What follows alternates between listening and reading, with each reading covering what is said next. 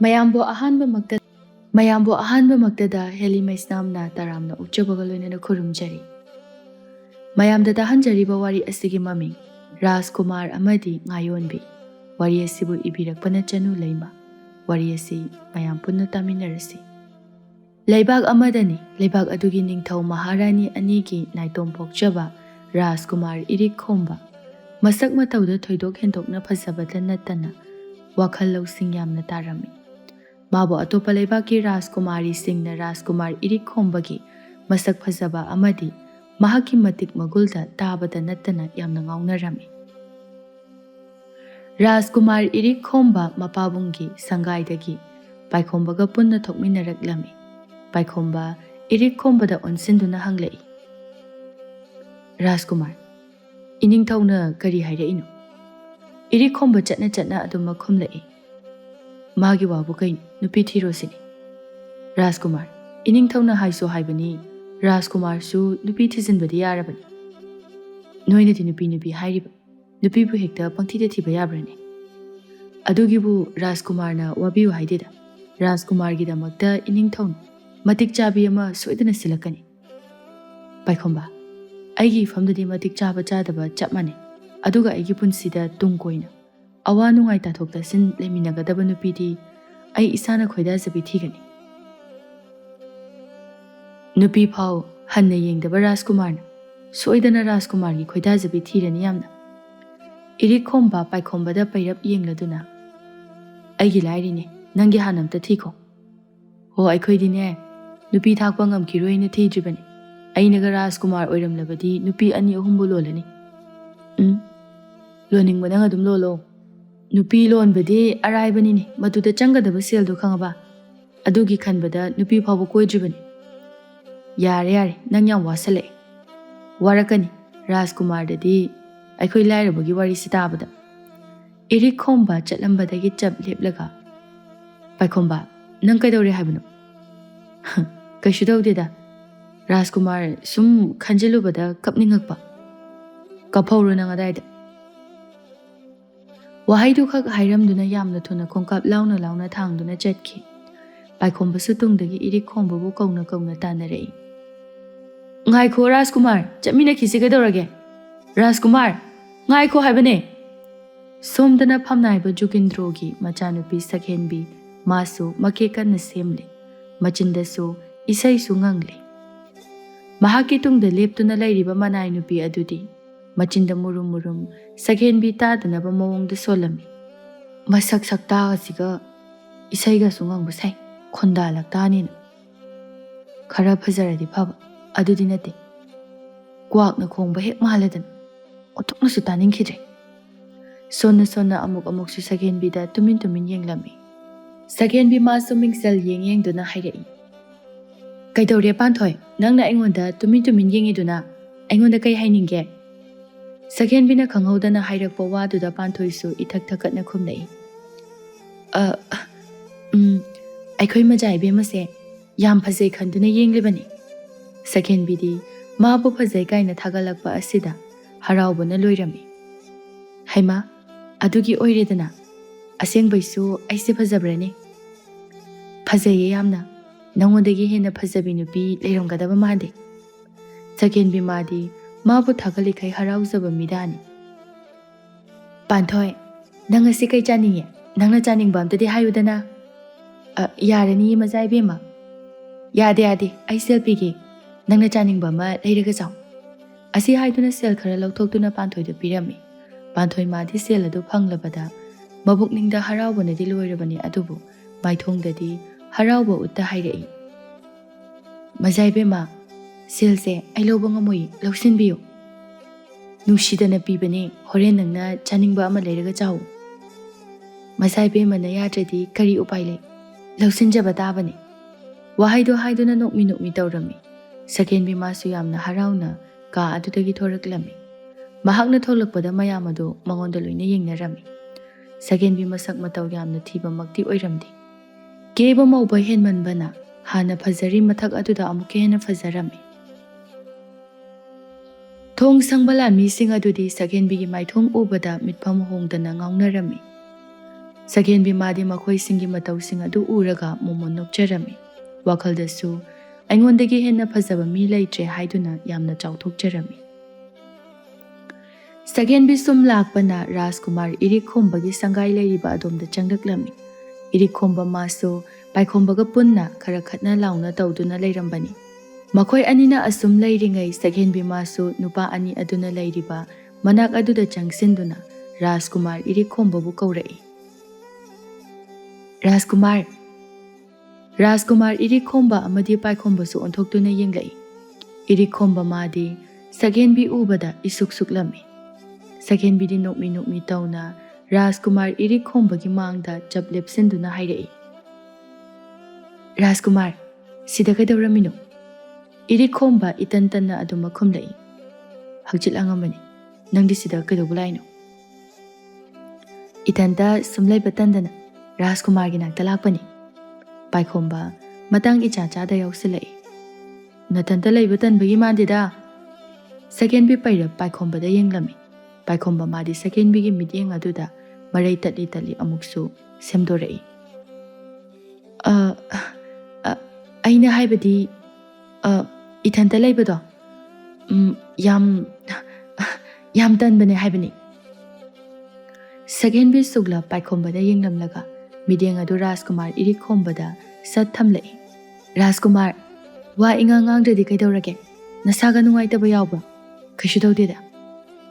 Rajkumar, ibani ko nungi wangmada koiba chausira. Ai talida. Rajkumar, chaluseba. Aidi tali. Nangna yam chatningagana paikhomba ga chalo. Paikhomba mamit mana lauthoraklaga.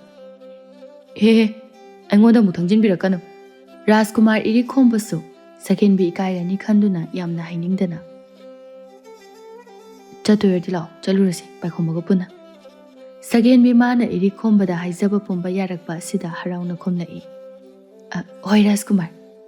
Asumna ahumdu manai masal yauda sagol gari tungduna konungi wangmada thoraklami. Rajkumar irikhomba di akoibagi phibam singado mamit kuptana yenglami. Asumna gari do thorakpana lamhang oina leiba mafam aduda gari adu khamlami. Irikhomba hana tapna kumthaduna akoibagi phibam aduda mitpham hongda yengduna leiri. Sakhenbi madi irikhomba na mangonda hanna phawba yenglaktaba asida mathamoy adu prok chakpa haibadu oirami.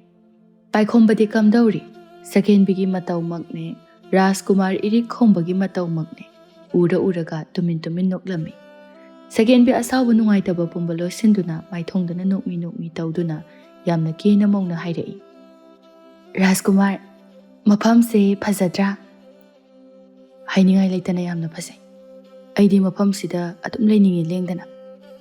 Sakhenbi noksinaduna haigumdana aisu mafamsida sum leiningba phawrei. Sakhenbi gi wado tabada paikhomba mathanda murum solami. Masak sakta asiga ngangthorei siga onthokna chanakidre. Asigumba tanja asidani kadomdagi chensilakpa nupino khanghaude. Rajkumar irikhomba gi manakta khangchen chensilaktuna konsilami. Machindasu kapngang tongna ngangli. Lin asida leire. Irikhomba di ingakna masado ihai hainadana hairei.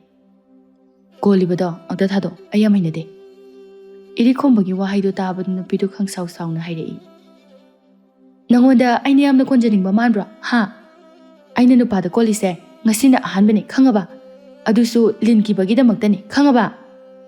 Wahaido haiduna kolibadu satlawna thadoklami. Sakhenbi madi lamlanbi nupi asina mana phawba makhutna sokpa ngamdaba irikhomba gi masada konkiba aduda kalakpa sawningba kaya phawrami. Paikhomba madi matawsing adu ubada makhutuna maraibakta thajinjaduna machinda taplap solami. As loiridana sidia. Rajkumar irikhomba da konsinkiba nupi adudi irikhomba na manangangba khoding khomlaktaba asida masadu khangsaw hek sawningura male. Nga pharubagi makhutta lekhom pakliba singado satlawna irikhomba gi masana na lechariba purit aduda hekta suru naisilami.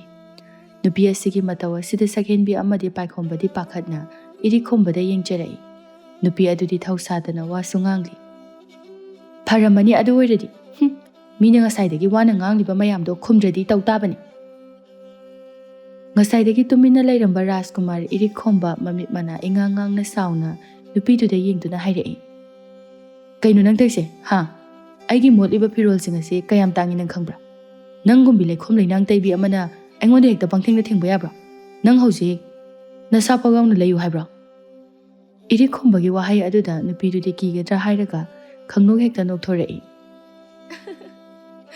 ꯑꯗꯨꯃꯥꯏ ꯉꯥꯡꯉꯨꯗꯅ, ꯑꯗꯨꯃꯥꯏ ꯉꯥꯡꯉꯗꯤ ꯈꯔꯁꯨ ꯅꯨꯄꯥ ꯃꯥꯜꯂꯦꯕ꯫ ꯑꯃꯨꯛꯁꯨ ꯅꯣꯛꯃꯤ-ꯅꯣꯛꯃꯤꯒ ꯇꯧꯗꯨꯅ ꯍꯥꯏꯔꯛꯏ꯫ ꯐꯔꯦꯅꯦ ꯑꯗꯣ, ꯅꯪ ꯁꯦꯜ ꯌꯥꯝꯅ ꯄꯥꯏꯔꯝꯒꯗꯕ ꯃꯥꯜꯂꯤ꯫ ꯑꯗꯨꯅ ꯅꯪ ꯑꯩꯒꯤ ꯉꯥꯈꯩꯁꯦ ꯂꯣꯏꯅ ꯂꯩꯈ꯭ꯔꯣ, ꯑꯩ ꯁꯦꯜ ꯌꯥꯝ ꯆꯤꯜꯂꯤ꯫ ꯉꯥꯡꯂꯛꯂꯤꯕ ꯋꯥ ꯇꯧꯔꯛꯂꯤꯕ ꯃꯑꯣꯡ ꯑꯁꯤꯗ ꯏꯔꯤꯛ ꯈꯣꯝꯕꯗꯤ ꯍꯦꯟꯅ ꯁꯥꯎꯅꯤꯡꯈ꯭ꯔꯦ, ꯃꯥꯕꯨ ꯎꯁꯤꯠꯇꯦ ꯈꯟꯗꯨꯅ꯫ ꯅꯪ ꯉꯁꯤ ꯑꯩꯒꯤ ꯈꯨꯠꯇ ꯁꯤꯒꯦꯔꯣ ꯍꯥ?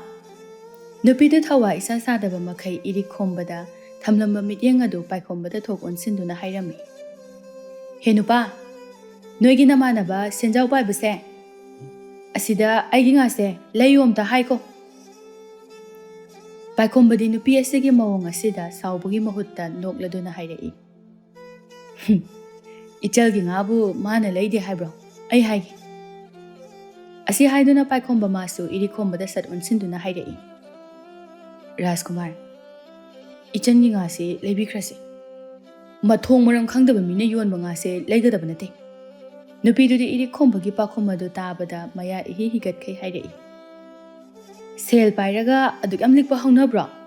ꯅꯣꯏꯅ ꯅꯍꯥꯟꯈꯩ ꯂꯩꯗꯨꯅ ꯆꯥꯔꯤꯕ ꯉꯥꯁꯤꯡ ꯑꯗꯨꯁꯨꯅꯦ ꯃꯊꯣꯡ ꯃꯔꯝ ꯈꯪꯗꯕ ꯃꯃꯤꯡ ꯃꯊꯥ ꯈꯪꯗꯕꯁꯤꯡꯅ ꯑꯗꯨꯗꯒꯤ ꯂꯩꯔꯒ ꯆꯥꯔꯝꯒꯅꯤ꯫ ꯑꯗꯨꯒ ꯑꯩꯕꯨ ꯃꯊꯣꯡ ꯃꯔꯝ ꯈꯪꯗꯦ ꯍꯥꯏꯗꯨꯅ ꯑꯩꯒꯤ ꯉꯥꯁꯤꯡꯁꯤꯕꯨ ꯃꯤꯔꯥꯏꯕ꯫ ꯅꯣꯏꯅꯦ ꯃꯤꯆꯪ ꯃꯤꯈꯥꯏ ꯌꯥꯝꯅ ꯅꯥꯏ꯫ ꯄꯥꯏꯈꯣꯝꯕ ꯅꯣꯛꯂꯒ, ꯏꯆꯜ ꯏꯕꯦꯝꯃ, ꯅꯪꯕꯨ ꯑꯩꯈꯣꯏꯁꯦ ꯀꯅꯥꯅꯣ ꯍꯥꯏꯕꯗꯤ ꯈꯪꯕ꯭ꯔꯣ? ꯉꯁꯤꯗ ꯊꯦꯡꯅꯔꯒ ꯀꯃꯥꯏ ꯈꯪꯗꯣꯔꯤꯒꯦ? ꯅꯪꯗꯤ ꯑꯩ ꯀꯅꯥꯅꯣ ꯈꯪꯕ꯭ꯔꯅꯦ?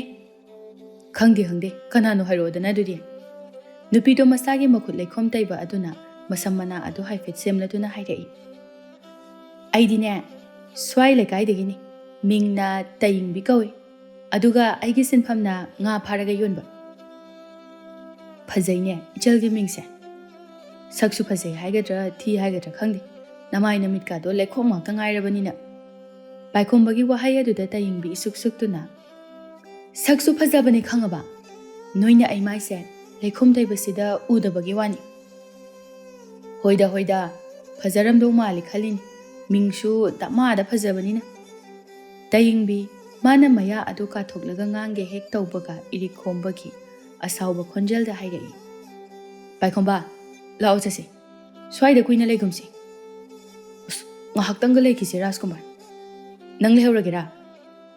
ꯔꯥꯖꯀꯨꯃꯥꯔ, ꯄꯥꯏꯈꯣꯝꯕꯅ ꯃꯈꯥ ꯇꯥꯕ ꯅꯪꯗꯦ ꯇꯌꯤꯡꯕꯤꯒꯤ ꯃꯦꯡ ꯃꯦꯡ ꯂꯥꯎꯕ ꯈꯣꯟꯖꯦꯜ ꯑꯗꯨꯅ ꯑꯃꯨꯛꯁꯨ ꯍꯥꯏꯔꯛꯏ꯫ ꯔꯥꯖꯀꯨꯃꯥꯔ ꯑꯣꯏꯍꯧꯗꯕꯒꯤ ꯃꯥꯒꯤ ꯃꯤꯡꯁꯦ ꯔꯥꯖꯀꯨꯃꯥꯔ ꯀꯧꯔꯤꯔꯣ ꯏꯕꯨꯡ? ꯄꯥꯏꯈꯣꯝꯕ ꯃꯥꯁꯨ ꯍꯥꯏꯒꯦ ꯌꯥꯎꯅ ꯍꯥꯏꯔꯛꯏ꯫ ꯀꯧꯔꯤꯅꯤꯅꯦꯍꯦ, ꯅꯪꯗꯤ ꯌꯥꯝ ꯈꯪꯉꯤꯅ꯫ ꯈꯪꯕꯅꯦ ꯑꯩꯗꯤ꯫ ꯈꯪꯉꯤ꯫ ꯇꯌꯤꯡꯕꯤ ꯍꯟꯗꯛꯇꯤ ꯌꯥꯝꯅ ꯏꯀꯥꯏꯕꯒꯤ ꯃꯑꯣꯡꯗꯒ ꯍꯥꯏꯔꯛꯏ꯫ ꯍꯣꯏꯗ, ꯔꯥꯖꯀꯨꯃꯥꯔ ꯑꯣꯏꯕ ꯐꯪꯗ꯭ꯔꯁꯨ ꯃꯤꯡ ꯀꯧꯔꯗꯤ ꯌꯥꯏ ꯅꯠꯇ꯭ꯔꯅꯦ? ꯑꯗꯣ ꯑꯩꯗꯤ ꯔꯥꯖꯀꯨꯃꯥꯔꯗ ꯅꯝꯗꯅ ꯂꯩꯁꯤꯟꯗꯣꯏꯅꯤ꯫ ꯄꯥꯏꯈꯣꯝꯕ ꯉꯛꯅ, ꯀꯔꯤ ꯅꯝꯗꯅ ꯂꯩꯅꯤꯕ? ꯂꯩꯗꯣꯏꯅꯤ꯫ ꯑꯩꯅ ꯔꯥꯖꯀꯨꯃꯥꯔꯗꯒ ꯂꯩꯔꯗꯤꯅꯦ, ꯅꯣꯏꯗꯒ ꯉꯥ ꯌꯣꯟꯁꯤꯟꯅꯕꯒ ꯇꯧꯔꯔꯣꯏ ꯈꯪꯉꯕ? ꯅꯪꯕꯨ ꯇꯁꯦꯡꯅ ꯔꯥꯖꯀꯨꯃꯥꯔ ꯃꯁꯛ ꯈꯪꯗ꯭ꯔꯣ? ꯈꯪꯗꯦꯗ, ꯑꯩꯗꯤ ꯀꯣꯅꯨꯡꯗꯁꯨ ꯑꯝꯇ ꯆꯠꯇꯦ, ꯔꯥꯖꯀꯨꯃꯥꯔꯒꯁꯨ ꯑꯃꯨꯛꯇ ꯊꯦꯡꯅꯗ꯭ꯔꯤꯕꯅꯤꯅ꯫ ꯄꯥꯏꯈꯣꯝꯕ ꯃꯊꯟꯇ ꯃꯨꯔꯨꯝ ꯃꯨꯔꯨꯝ ꯁꯣꯜꯂꯝꯃꯤ꯫ ꯑꯣ, ꯑꯗꯨꯅꯅꯤꯗꯅ ꯅꯪꯅ ꯉꯁꯥꯏꯈꯩ ꯋꯥ ꯆꯕꯦꯡ ꯉꯥꯡꯉꯤꯁꯦ꯫ ꯀꯩꯅꯣ? ꯀꯩꯗꯧꯔꯒꯦ ꯅꯊꯟꯇ ꯄꯉꯥꯡꯗ ꯉꯥꯡꯉꯤꯗꯨ? ꯀꯩꯁꯨ ꯇꯧꯗꯦ꯫ ꯇꯧꯗ꯭ꯔꯗꯤ ꯐꯔꯦ, ꯁꯦ ꯑꯩꯒꯤ ꯉꯥꯁꯦ ꯂꯧꯈꯣ꯫ ꯍꯣꯏꯍꯦ, ꯂꯧꯒꯦ ꯍꯥꯏꯔꯒ ꯍꯦꯛ ꯂꯧꯗ꯭ꯔꯕ ꯑꯩꯅ ꯔꯥꯖꯀꯨꯃꯥꯔꯗ ꯂꯩꯔꯒ ꯅꯪ ꯀꯩꯁꯨꯝ ꯁꯪꯗ ꯅꯝꯁꯤꯜꯂꯒ ꯊꯝꯒꯗꯕꯅꯤ ꯌꯦꯡꯉꯨ꯫ ꯔꯥꯖꯀꯨꯃꯥꯔꯒꯤ ꯅꯨꯄꯤ ꯐꯥꯎꯕ ꯑꯣꯏꯗ꯭ꯔꯤ ꯉꯥꯡꯉꯤꯕ ꯋꯥꯖꯥꯎꯁꯤꯗꯤ ꯂꯣꯏꯔꯦꯍꯦ꯫ ꯔꯥꯖꯀꯨꯃꯥꯔ ꯏꯔꯤꯛ ꯈꯣꯝꯕꯁꯨ ꯉꯁꯥꯏꯗꯒꯤ ꯇꯥꯔꯤꯕꯅꯤ ꯇꯌꯤꯡꯕꯤꯒ ꯄꯥꯏꯈꯣꯝꯕꯒꯅ ꯉꯥꯡꯅꯔꯤꯕꯁꯤꯡ ꯑꯗꯨ꯫ ꯁꯨꯝ ꯇꯥꯔꯝꯕꯗꯒꯤ ꯍꯩꯅꯔꯛꯇ꯭ꯔꯗꯨꯅ ꯆꯠꯂꯒꯦ ꯍꯥꯏꯗꯨꯅ ꯆꯠꯄ ꯍꯦꯛ ꯍꯧꯕꯒ ꯇꯌꯤꯡꯕꯤ ꯏꯔꯤꯛ ꯈꯣꯝꯕꯒꯤ ꯈꯨꯗꯥꯡ ꯑꯗꯨ ꯇꯥꯞ ꯐꯥꯔꯝꯃꯤ꯫ ꯉꯥꯏꯈꯨꯑꯣ, ꯉꯥꯒꯤ ꯁꯦꯟ ꯄꯤꯔꯝꯃꯣ꯫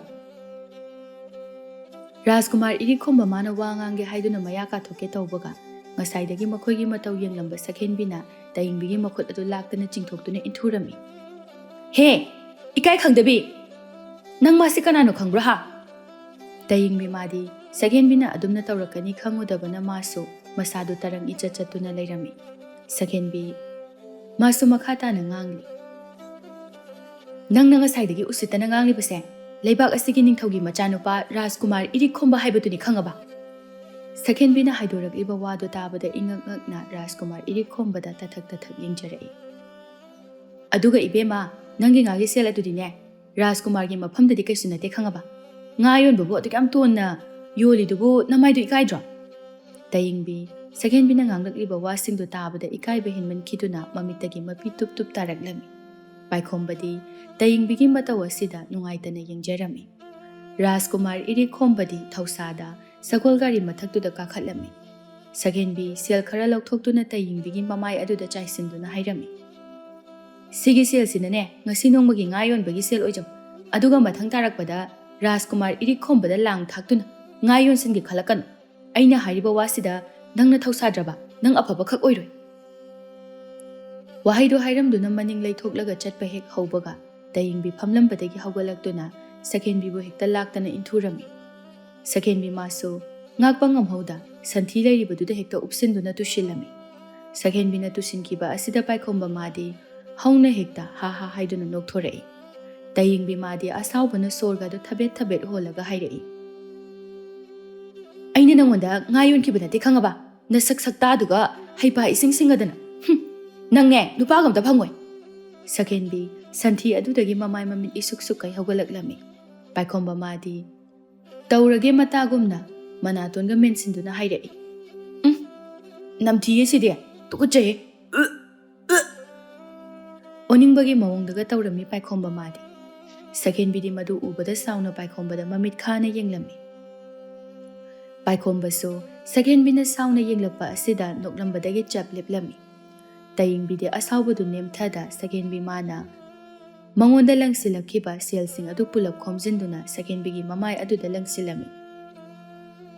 Adudasu pelaktra male magi makhwangda yebliba tungol adudagi ngasing adu lauthoktuna Sakhenbigi mamai aduda hekta laktana langlami. Langna wasu ngangjari. Aigi ngasingse sel ngaktani.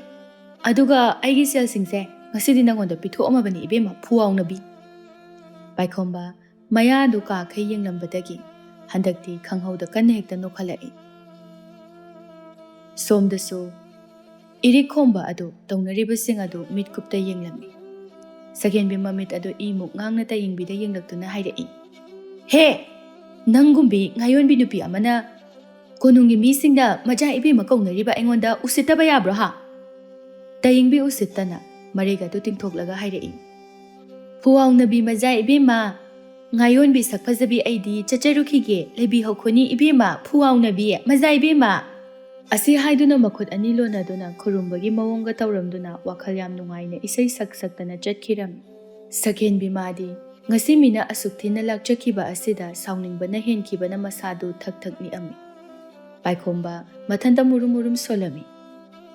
Kibuki makhut ka se thakani adan. Matang aduda Rajkumar irikhombagi khonjelna Paikhomba bu kauraklami. Paikhomba nang lehorage hairo.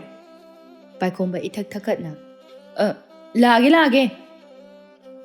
Paikhomba do hatu chatkirami Sakhenbisu upai laita Paikhombagi matung inaram.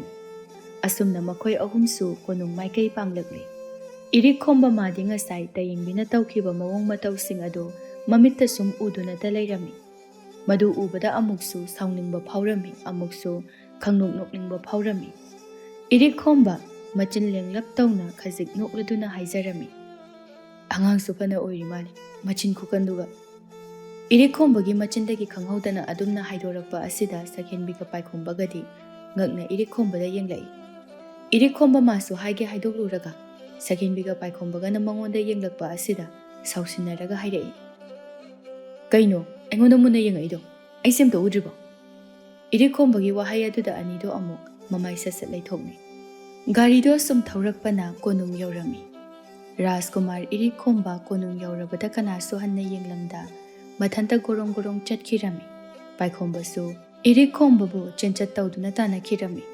Sakhenbidi ngasi tayingbi mana asuk thina lakchakhiba asida sauningba nungaitaba kayaga loinana mahaki kada chumjing chatlambi. Somdana tayingbi mamada ngasi thokiba thodoktugi wari pumnamak thamlami. Kaboklei machagi makokta kaksi hatladuna hairai chaiboy kaiboy. Ibema nangbu wakhal khajiktadi tawdana asuk chawrasibu gyan tadana adum lei. Ima aisu gyan tarini. Tani yam tani wangang sangang na marol ama phajadriba. Siboina ro. Haujikti kari sare Rajkumar amada usitabagi dandi phangni haibaga kiba khangba nate. Aduboina khangbra. Ma Rajkumar ni na maraibakta thetbraba. Machin se dum khumine mase. Chumbu chumdra ina haise. Migi selak charak liba fizol adu ubadata idai laina khangba yari poni. O aidine Migi fizol da yeng hodri. Aduna Rajkumar ni haibado khangza hodri. Wahaido haina haina phamlambadagi tapna hogatuna imungda changba horami. Kabok laisu machata na nabalau hori. Ngai khoni nangbo wari ngakta sakhisi. Taying bisu tunghanna amukta phawba yenglamda chatna khumnami. Kona horen sanarase hojikidi ayam wari ngakta tumugigi. Hey, hojik tumbagi matam nate. Nangi pi phawri mayam se lausilamu. Adu phawbadi ima su khara lausin bi bayai kaino. Kaino khangde engonda sum haile. Yam tanjai de ima nangse. Kabok lei masu lau hori. Hai, jingan bi nangai kho. Handamukti taying bi hoi mai kari sukhum lakhidri. Machana kari sukhum laktaba asida kabok lei machinda murum solami. Masibo aibu karam ngangna duina tawrisibo. Machinna marol ama kalliba. Wa ngang bo thong wakre. Sona mahakso machana phiyang kokta yanduna leiriba phi sing adu mana oina lausilami. Taying bi masu phamung aduda longme hiptuna mamit aduna kangkhan mathak aduda yengkhatuna machinda murum solami. Lebak sigi Rajkumar oi leiramba adubo ina khangbasini. Masakni kaini phai phajakai yam lemba saini kaina toido yam pakti. Sona ngasai sakhen bina tawrakiba mawong mataw sing adu ningsinglubada khangsaw hek sawningba phawrei. Sakta aduga mazai be makain oningbam yaw. Aduga kainu mana ngasai haiduba. Oh, ningsingi. Mana haidubu sigi sel sina ngasi nongmagi ngayonbagi sel oijo. Aduga matung tarakpada Rajkumar irik khombada lang thaktuna ngayon singe khalakan. Aina hairiba wasida nangna thausadraba nang afaba khak oiroi kaina tamkaga tobu saine aina hojik sauningdana moigi Rajkumar sida namlei lesani sai wahaido haina machin machadu paithok paisin tawrami numidangi matamni sakhenbi ngasai tayingbiga thengnakiba maduda thokiba thodoktugi matangda wari pumnamak mapada tamlami. Wari du taraba matungda Jugindro su sauna hairei. Mana ijada adumak hek tawbra. Tawe babu, aiga se santi de inturini. Asi haiduna hik launa su kaplaklami. Jugindro machana kappa ubada thauna hapa wahaina themjin birei. Hai, karigi ijana kaplibanu. Ijadi kappa yadi. Thauna phan, nangoda lakcharakpa mi khudingmak namthuduna thamkadabani. Mapagi wahai aduda thauna ama lakpagumna sakhen bisu khangai hairei. Chumme babo, mana engonda ngasi lakchakhibagi laman aina soitana khungani. Aduni ijadi, kanade. Chak khajikta oirabasu chananaba tawsi. Oi babo, asumna mapana themduna sakhen bibu chak pijarami. Somdasu tayingbi mamaga puna chak ising chaminari. Tayingbi magi thokpa ama pangangda ngangli. Aikhoi baba se, konungda sum laikhragi hairibra khangdi. Yumda phangi nongmata lakti. Aikhoi ga se loina kauthokraba mali. Ibema, nang se chak ngahakta chaba si phongna chindu sulep leptine. Ima sune, nacha aina wangangba khudingi athingba sum thamliba sibo kaigino. Ai su chin ama palibani na khare su ngangbadabani. Hai, nang na ngangbado aina thingba nate. Ngangido henmankre haibani. Phare, imana adumaina hairabani na ne. Ai waga se amta ngangjaroi. Asi haiduna chaktu kit namduna charami. Kabok leidi machana charibadu yengduna amuk hairei. Thapna chawni nangbo phul lakpa tare. Taying bi chana ꯋꯥ ꯑꯗꯨ ꯉꯥꯡꯂꯛꯏ꯫ ꯑꯩꯅ ꯆꯥꯕꯁꯤ ꯐꯥꯎꯋꯦ ꯉꯥꯡꯉꯤꯗꯀꯣ ꯏꯃꯥ ꯅꯪꯁꯦ꯫ ꯀꯕꯣꯛꯂꯩ ꯃꯆꯥꯒꯤ ꯃꯑꯣꯡ ꯑꯁꯤꯗ ꯃꯥꯟꯅꯕ ꯇꯜꯂꯗꯨꯅ ꯍꯥꯏꯔꯛꯏ꯫ ꯆꯥꯔꯣ ꯆꯥꯔꯣ, ꯏꯃꯥ ꯅꯪꯉꯣꯟꯗꯅꯦ ꯋꯥꯒ ꯑꯝꯇ ꯉꯥꯡꯉꯔꯣꯏ꯫ ꯇꯌꯦꯡꯕꯤ ꯃꯃꯥꯅ ꯉꯥꯡꯂꯤꯕꯗꯣ ꯍꯣꯏ ꯃꯥꯏ ꯀꯔꯤꯁꯨ ꯈꯨꯝꯗꯦ꯫ ꯃꯥꯒꯤ ꯆꯥꯐꯝ ꯊꯣꯛꯄ ꯑꯗꯨꯃꯛ ꯆꯥꯔꯝꯃꯤ꯫ ꯃꯇꯝꯁꯨ ꯁꯨꯝ ꯊꯦꯡꯖꯤꯜꯂꯛꯄꯅ ꯏꯔꯤꯛ ꯈꯣꯝꯕꯁꯨ ꯆꯥꯛ ꯏꯁꯤꯡ ꯇꯣꯛꯂꯕ ꯃꯇꯨꯡꯗ ꯇꯨꯝꯅꯅꯕ ꯇꯧꯔꯝꯃꯤ꯫ ꯃꯍꯥꯛꯅ ꯇꯨꯝꯒꯦ ꯍꯥꯏꯗꯨꯅ ꯃꯃꯤꯠ ꯍꯦꯛ ꯎꯏꯁꯤꯟꯕꯒ ꯉꯁꯥꯏ ꯇꯌꯦꯡꯕꯤꯒꯤ ꯃꯑꯣꯡ ꯃꯇꯧꯁꯤꯡ ꯑꯗꯨ ꯃꯤꯠꯃꯥꯡꯗ ꯁꯪꯁꯪ ꯎꯔꯛꯄꯒꯨꯝ ꯃꯀꯣꯛ ꯑꯗꯨ ꯐꯦꯠ ꯐꯦꯠ ꯍꯥꯏꯖꯔꯝꯃꯤ꯫ ꯀꯩꯅꯣꯅꯦ ꯑꯩꯅ ꯃꯁꯤꯒꯤ ꯆꯤꯟꯒꯟꯕꯤ ꯅꯨꯄꯤꯁꯤ ꯑꯃ ꯎꯔꯛꯏꯁꯤꯅ? ꯁꯣꯟꯅ ꯁꯣꯟꯅ ꯑꯃꯨꯛꯁꯨ ꯃꯃꯤꯠꯇꯨ ꯇꯞꯅ ꯎꯏꯁꯤꯜꯂꯝꯃꯤ꯫ ꯑꯉꯟꯕ ꯑꯌꯨꯛꯅꯤ꯫ ꯇꯌꯦꯡꯕꯤ ꯃꯥꯒꯤ ꯍꯧꯅꯕꯤ ꯇꯨꯡꯒꯣꯜ ꯑꯃ ꯄꯥꯏꯔꯗꯨꯅ ꯉꯥ ꯐꯥꯅꯅꯕ ꯆꯠꯅꯕ ꯊꯣꯛꯂꯛꯏ꯫ ꯀꯕꯣꯛꯂꯩ ꯃꯆꯥꯕꯨ ꯈꯥꯝꯂꯝꯃꯤ꯫ ꯑꯩꯅ ꯉꯥ ꯐꯥꯕ ꯆꯠꯀꯅꯣ ꯍꯥꯏꯕꯁꯤꯃ ꯁꯨꯛꯌꯥ ꯍꯦꯛ ꯌꯥꯕ ꯀꯧꯕ ꯂꯩꯇꯦꯅꯦ꯫ ꯃꯃꯥꯅ ꯉꯥꯡꯂꯤꯕꯗꯨ ꯇꯌꯦꯡꯕꯤꯁꯨ ꯑꯗꯨꯃꯛ ꯈꯨꯝꯂꯛꯏ꯫ ꯉꯥ ꯐꯥꯔꯤꯁꯦ ꯐꯩꯗꯤ ꯈꯪꯗꯦ, ꯁꯥꯎꯕꯨ ꯁꯥꯎꯕ꯭ꯔꯥ ꯀꯩꯅꯣꯝ ꯇꯧꯏꯅꯦ꯫ ꯍꯩ, ꯅꯪꯉꯣꯟꯗ ꯉꯥ ꯐꯥꯕ ꯀꯅꯥꯅ ꯆꯠꯂꯣ ꯍꯥꯏꯒꯦ? ꯅꯪꯅ ꯆꯥꯅꯤꯡꯉꯒꯅ ꯏꯃꯥꯗ ꯍꯥꯏꯔꯛꯑꯣ, ꯏꯃꯥꯅ ꯂꯩꯒꯅꯤ꯫ ꯏꯃꯥ, ꯅꯪꯁꯦ ꯌꯥꯝ ꯇꯟꯖꯩꯍꯦ꯫ ꯑꯩꯅ ꯉꯥ ꯐꯥꯕ ꯆꯠꯂꯤꯁꯦ ꯆꯥꯅꯅꯕ ꯈꯛꯀꯤ ꯅꯠꯇꯦ꯫ ꯑꯗꯨꯗꯤ ꯀꯔꯤꯒꯤ? ꯆꯥꯅꯅꯕ ꯅꯠꯇ꯭ꯔꯗꯤ ꯀꯔꯤꯒꯤꯅꯣ?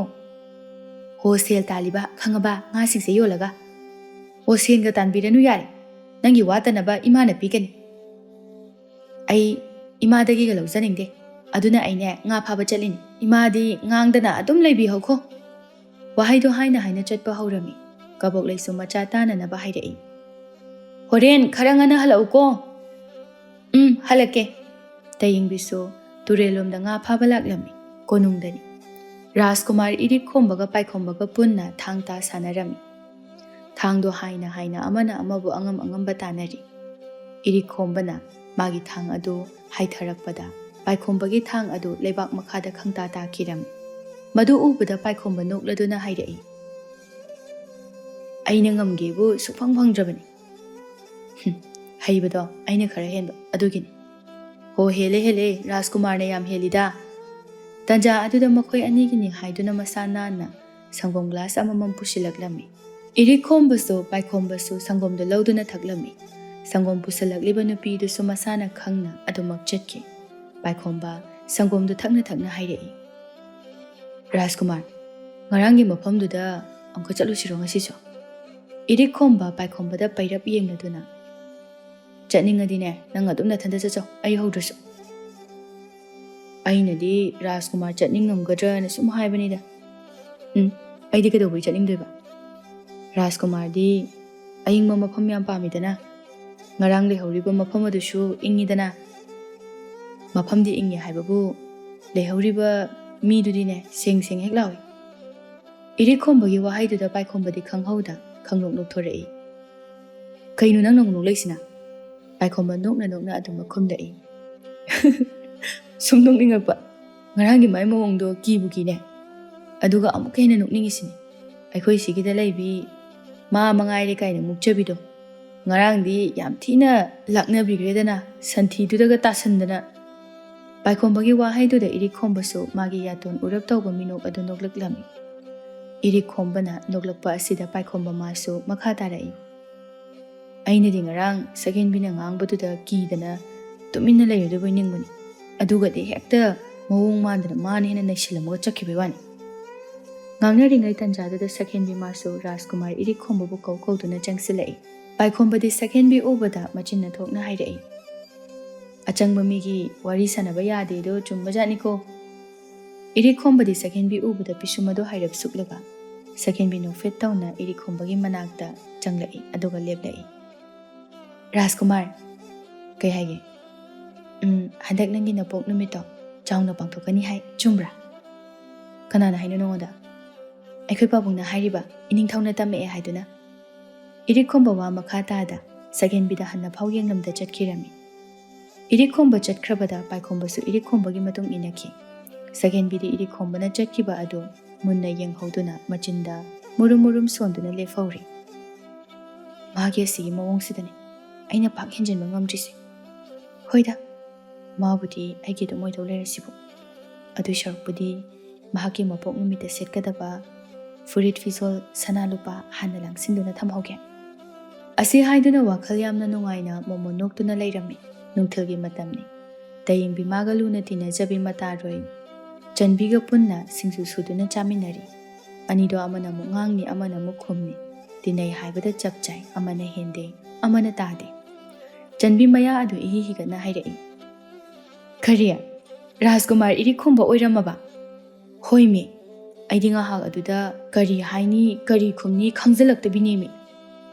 aduga kamai toraba aduga dine Rajkumar ga lakminaba nupi maleba ko sakkase aroi bikaeba aingoda ngam tharakpineba ai sumana ngakpaduda biga khajik taraini Chanbi yam khangningna makhadi haige nangni nangmusu hongai ngamjei taningbana adudagi dine nupiduna aigi maisida silse hekta langsilakpinimi ha adudagi kedore aisu adudagi hekta sauning man khradana mangonda inthubane intubaduda mase tushile Mana tushiliba mafamadushune santhi leibazani santhi duda hekta uppaka tushinbanimi aseng bairo aina nga saidagi ngangi mayamse aseng maktani adugadi adudagi makha kamai torageba adudagi aisune mangondane aingonda langsilakiba sel singdo khunjinduna ne mangonda muk langsanbani aina langsilido sel dang sunateba nga asiyona langsinbanimi haima Nangdi yam ngamine aisu he karap adudi Rajkumar dudi kaisu haidro haideda madi chakrabani as nang khara chiksinjau nangoda mukta sata jani mawalaw de he magumbi phuaw no bina kaidong ngam doiba Chanbi hauna no thoktuna ai sireda pogaloi nare nangna di noiba aidine ningsing saungningi bani hoise yarese Singju se hanam ta pena jakisi hoida singju chaba loiraga wari na kon natrane ho natle ani do muk chaba da mai onsilami makhoi ani shu chaba thakpa loiraba matungda hakchit langba oina thongal dagi wari sana thoklai wari sana lakpana makhoi gi lekai da masana na sem saduna ningthina thamliba lekol adugi manungda changlaklami tayengbi lekol aduda hauriba hairang leirang adu yengduna hairai Chanbi hairang leiranga se ubada isase kainoma phawbugum tawi kari phawriba nangde khangde sum wakhase irang langi hais nangi si nupa kuininga pamali tayingbi no fit tawna haigummadana khangkoi kuiningai koiro dudi as koinaba nupa gamta leiteda leiri dudi nangi mayamma kana leiriba Makhale kaigi ta amubusu leire awang le kaigi khoidumsu leire Chanbina makha tarakpa nangdringaida tayengbi khanglaw lawna hairei adudine nang he koiro nangadi yam pakchani as nakonga pangi bema khara tamna ngangu yadro nangna ngangi do yam taningaktraba achumba haibadi taningdabani tayengbi Chanbida pairap yenglamduna gorong hekta chatkhiram Chanbi masu lawna hairei ngai khoni nangbu ibema Tayengbi su chatna mamayadu maningda onthoktuna khumlai Nakhongdo khara yangna lao ai kauloi do mahut tung onthok na nganglambadagi amuk sat laisinduna mang tung hanna yengda gorong chatpa maduda nupa amagi tungda hekta makok adu yesilami nupa masu chatlambadagi chap leptuna ngahak akoibadu yenglambani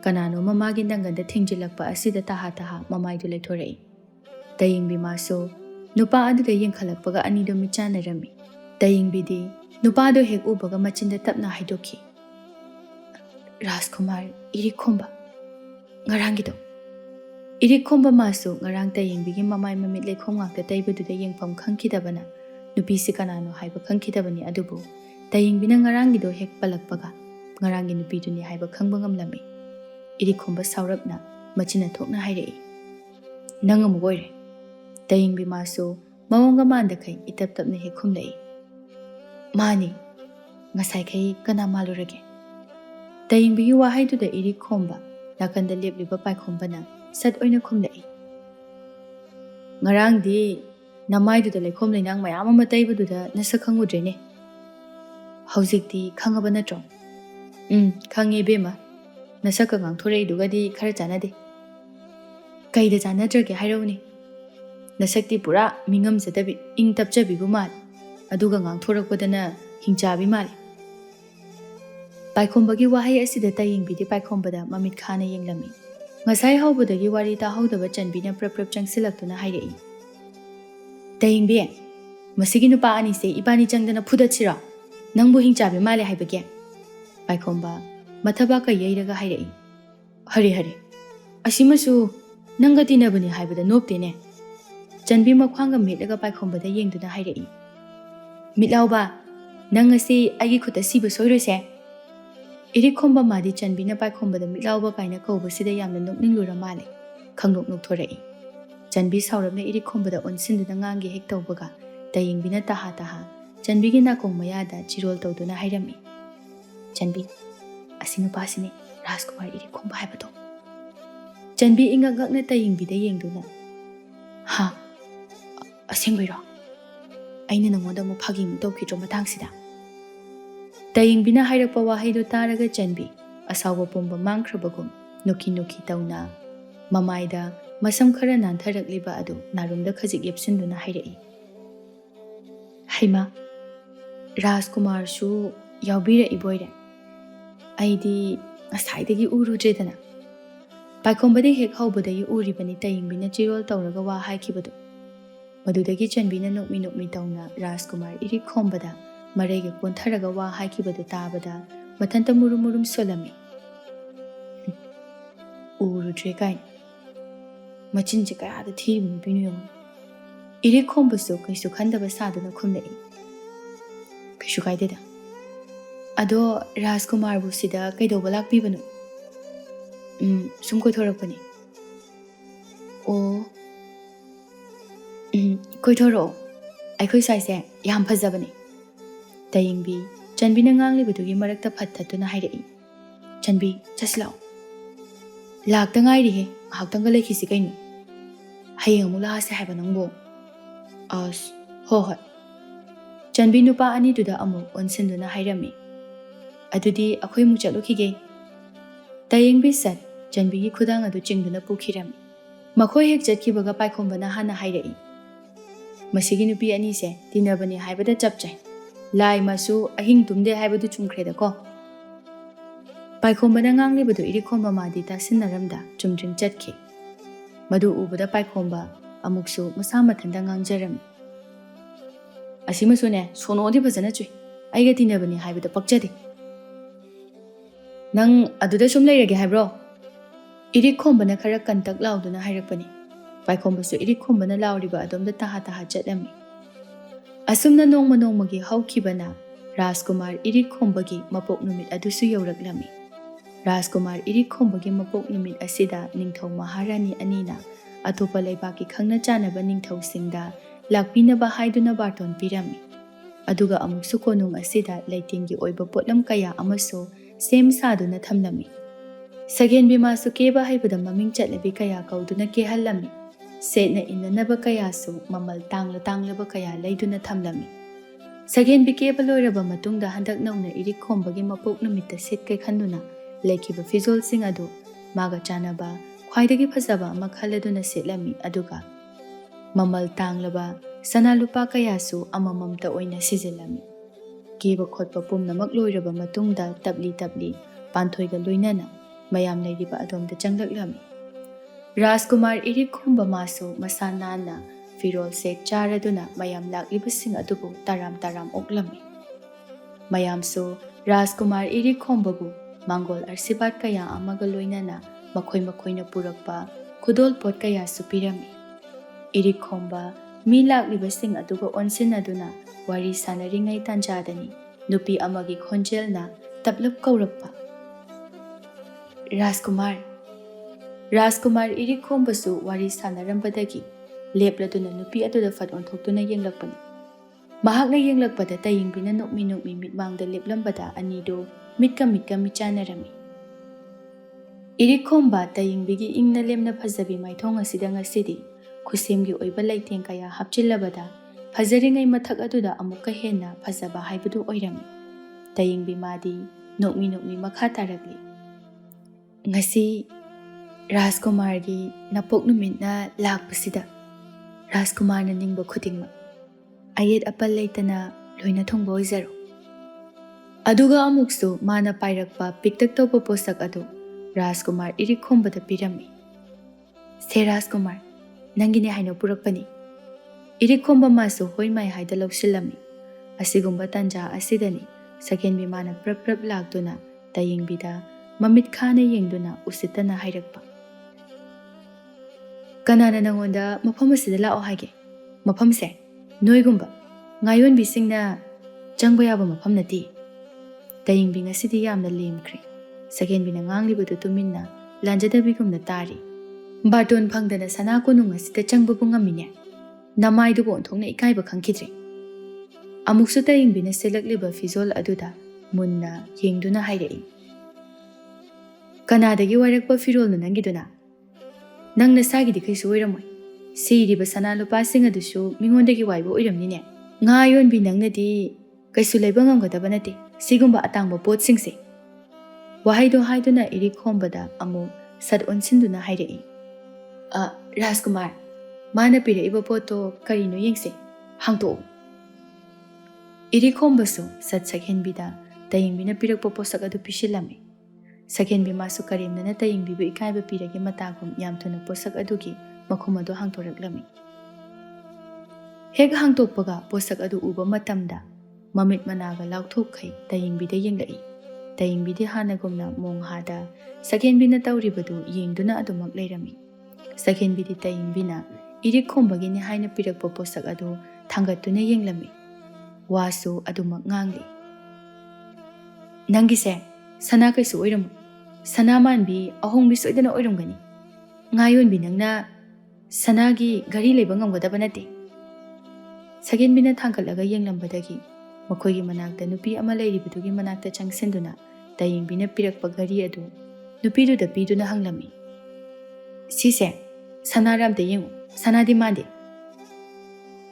Sagenbina haibagi matung inna nupiduna gari du thangkatuna munna yengduna hairei sanani kaidainu yam phajai sanani hairakpa aduda Sagenbi tayingbida ngakna yenglai tanja aduda ningthau punsibana Sakhenbigi mapabung sugindrone nupa amaga makhoi ahum punna changlaklami ningthau punsiba ubada mayamadu ningthau amada utkadaba bebhar pumnamak utlami tayingbi harauna mapabu kusarei baba ibohal harauna icha tombi chanbidi yawraktro udeni yawre madi mamanabi amaga wari sana hobani ngasai aisu Rajkumargi khudolpa piba adum changaba Ningthau punsiba noklaga ibohal nachanupi haibaduro sina hoi iningthau bohal nachanupi se masak matawga yamnabu phajari ne tawrise iningthauna pangthada thagatpiri asengbani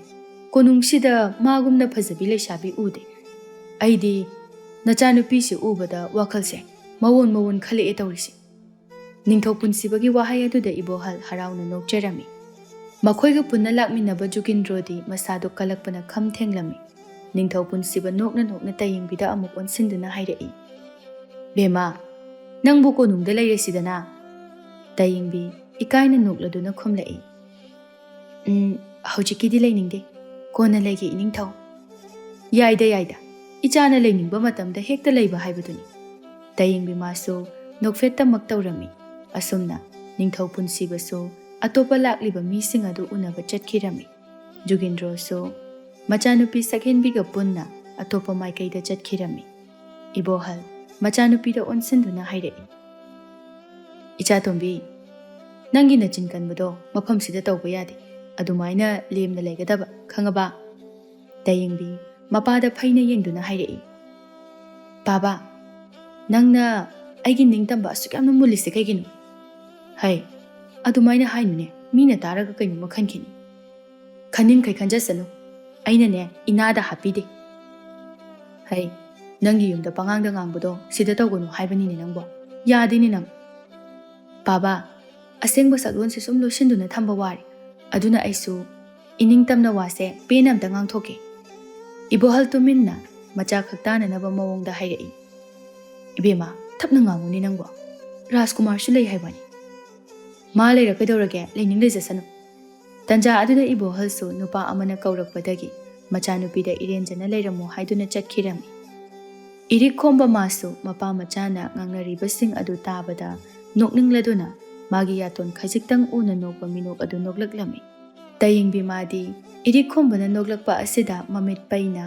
ꯏꯔꯤꯛ ꯈꯣꯝꯕꯗ ꯌꯦꯡꯂꯝꯃꯤ ꯇꯟꯖꯥ ꯑꯗꯨꯗ ꯆꯟꯕꯤꯁꯨ ꯄꯥꯏꯈꯣꯝꯕꯒ ꯄꯨꯟꯅ ꯃꯈꯣꯏꯒꯤ ꯃꯅꯥꯛꯇ ꯆꯪꯂꯛꯂꯝꯃꯤ ꯆꯟꯕꯤ ꯃꯥꯁꯨ ꯃꯥꯅ ꯔꯥꯖꯀꯨꯃꯥꯔꯒꯤꯅꯤ ꯍꯥꯏꯅ ꯄꯨꯔꯛꯄ ꯄꯣꯠꯁꯛ ꯑꯗꯨ ꯔꯥꯖꯀꯨꯃꯥꯔ ꯏꯔꯤꯛ ꯈꯣꯝꯕꯗ ꯄꯤꯔꯝꯃꯤ ꯏꯔꯤꯛ ꯈꯣꯝꯕ ꯃꯥꯁꯨ ꯍꯔꯥꯎ ꯍꯔꯥꯎ ꯂꯧꯔꯝꯃꯤ ꯃꯗꯨ ꯎꯕꯗ ꯇꯌꯦꯡꯕꯤꯗꯤ ꯋꯥꯈꯜꯗꯨ ꯑꯁꯨꯝꯅ ꯈꯜꯂꯝꯃꯤ ꯑꯩꯅ ꯄꯤꯕꯅ ꯍꯔꯥꯎꯕꯗꯤ ꯂꯥꯏꯔꯗꯅ ꯀꯔꯤꯁꯨ ꯍꯣꯏꯃꯩ ꯍꯥꯏꯗꯤ ꯌꯥꯝ ꯂꯦꯝꯕꯒ ꯁꯥꯔꯒ ꯑꯗꯨꯒ ꯆꯟꯕꯤꯅ ꯄꯤꯕꯁꯤꯅ ꯍꯔꯥꯎ ꯍꯔꯥꯎꯒꯁꯨ ꯂꯧꯏꯅꯦ ꯑꯃꯨꯛꯁꯨ ꯃꯆꯤꯟꯗ ꯇꯞꯂꯞ ꯁꯣꯜꯂꯝꯃꯤ ꯃꯥꯏꯁꯦ ꯆꯟꯕꯤ ꯄꯥꯝꯃꯤ ꯖꯥꯠꯂꯥ ꯇꯌꯦꯡꯕꯤꯅ ꯃꯨꯔꯨꯝ ꯃꯨꯔꯨꯝ ꯁꯣꯟꯕ ꯑꯁꯤꯗ ꯆꯟꯕꯤꯁꯨ ꯇꯌꯦꯡꯕꯤꯒꯤ ꯄꯥꯝꯕꯣꯝꯗ ꯈꯨꯄꯥꯛꯅ ꯁꯦꯠ ꯊꯥꯔꯗꯨꯅ ꯍꯥꯏꯔꯛꯏ ꯀꯔꯤ ꯃꯣꯟꯗ꯭ꯔꯪ ꯁꯥꯟꯅꯩꯅꯣ ꯃꯤꯅ ꯀꯧꯕꯒ ꯇꯥꯗꯕ ꯃꯈꯩ ꯃꯨꯔꯨꯝ ꯃꯨꯔꯨꯝ ꯁꯣꯜꯂꯤꯗꯣ ꯇꯌꯦꯡꯕꯤ ꯁꯨꯛꯇꯣꯛꯇꯨꯅ ꯃꯣꯟꯗ꯭ꯔꯪꯒ ꯁꯥꯟꯅꯗꯦ ꯑꯩꯈꯣꯏ ꯁꯥꯟꯅꯔꯝꯃꯔꯣꯏ ꯅꯪ ꯑꯃ ꯄꯥꯏꯈꯣꯝꯕꯁꯨ ꯑꯅꯤꯗꯨꯒꯤ ꯃꯔꯛ ꯐꯠ ꯊꯠꯇꯨꯅ ꯇꯌꯦꯡꯕꯤꯗ ꯌꯦꯡꯅ ꯍꯥꯏꯔꯛꯏ ꯉꯁꯤꯗꯤ ꯑꯩꯈꯣꯏ ꯇꯌꯦꯡꯕꯤꯁꯦ ꯌꯥꯝ ꯐꯖꯩꯗ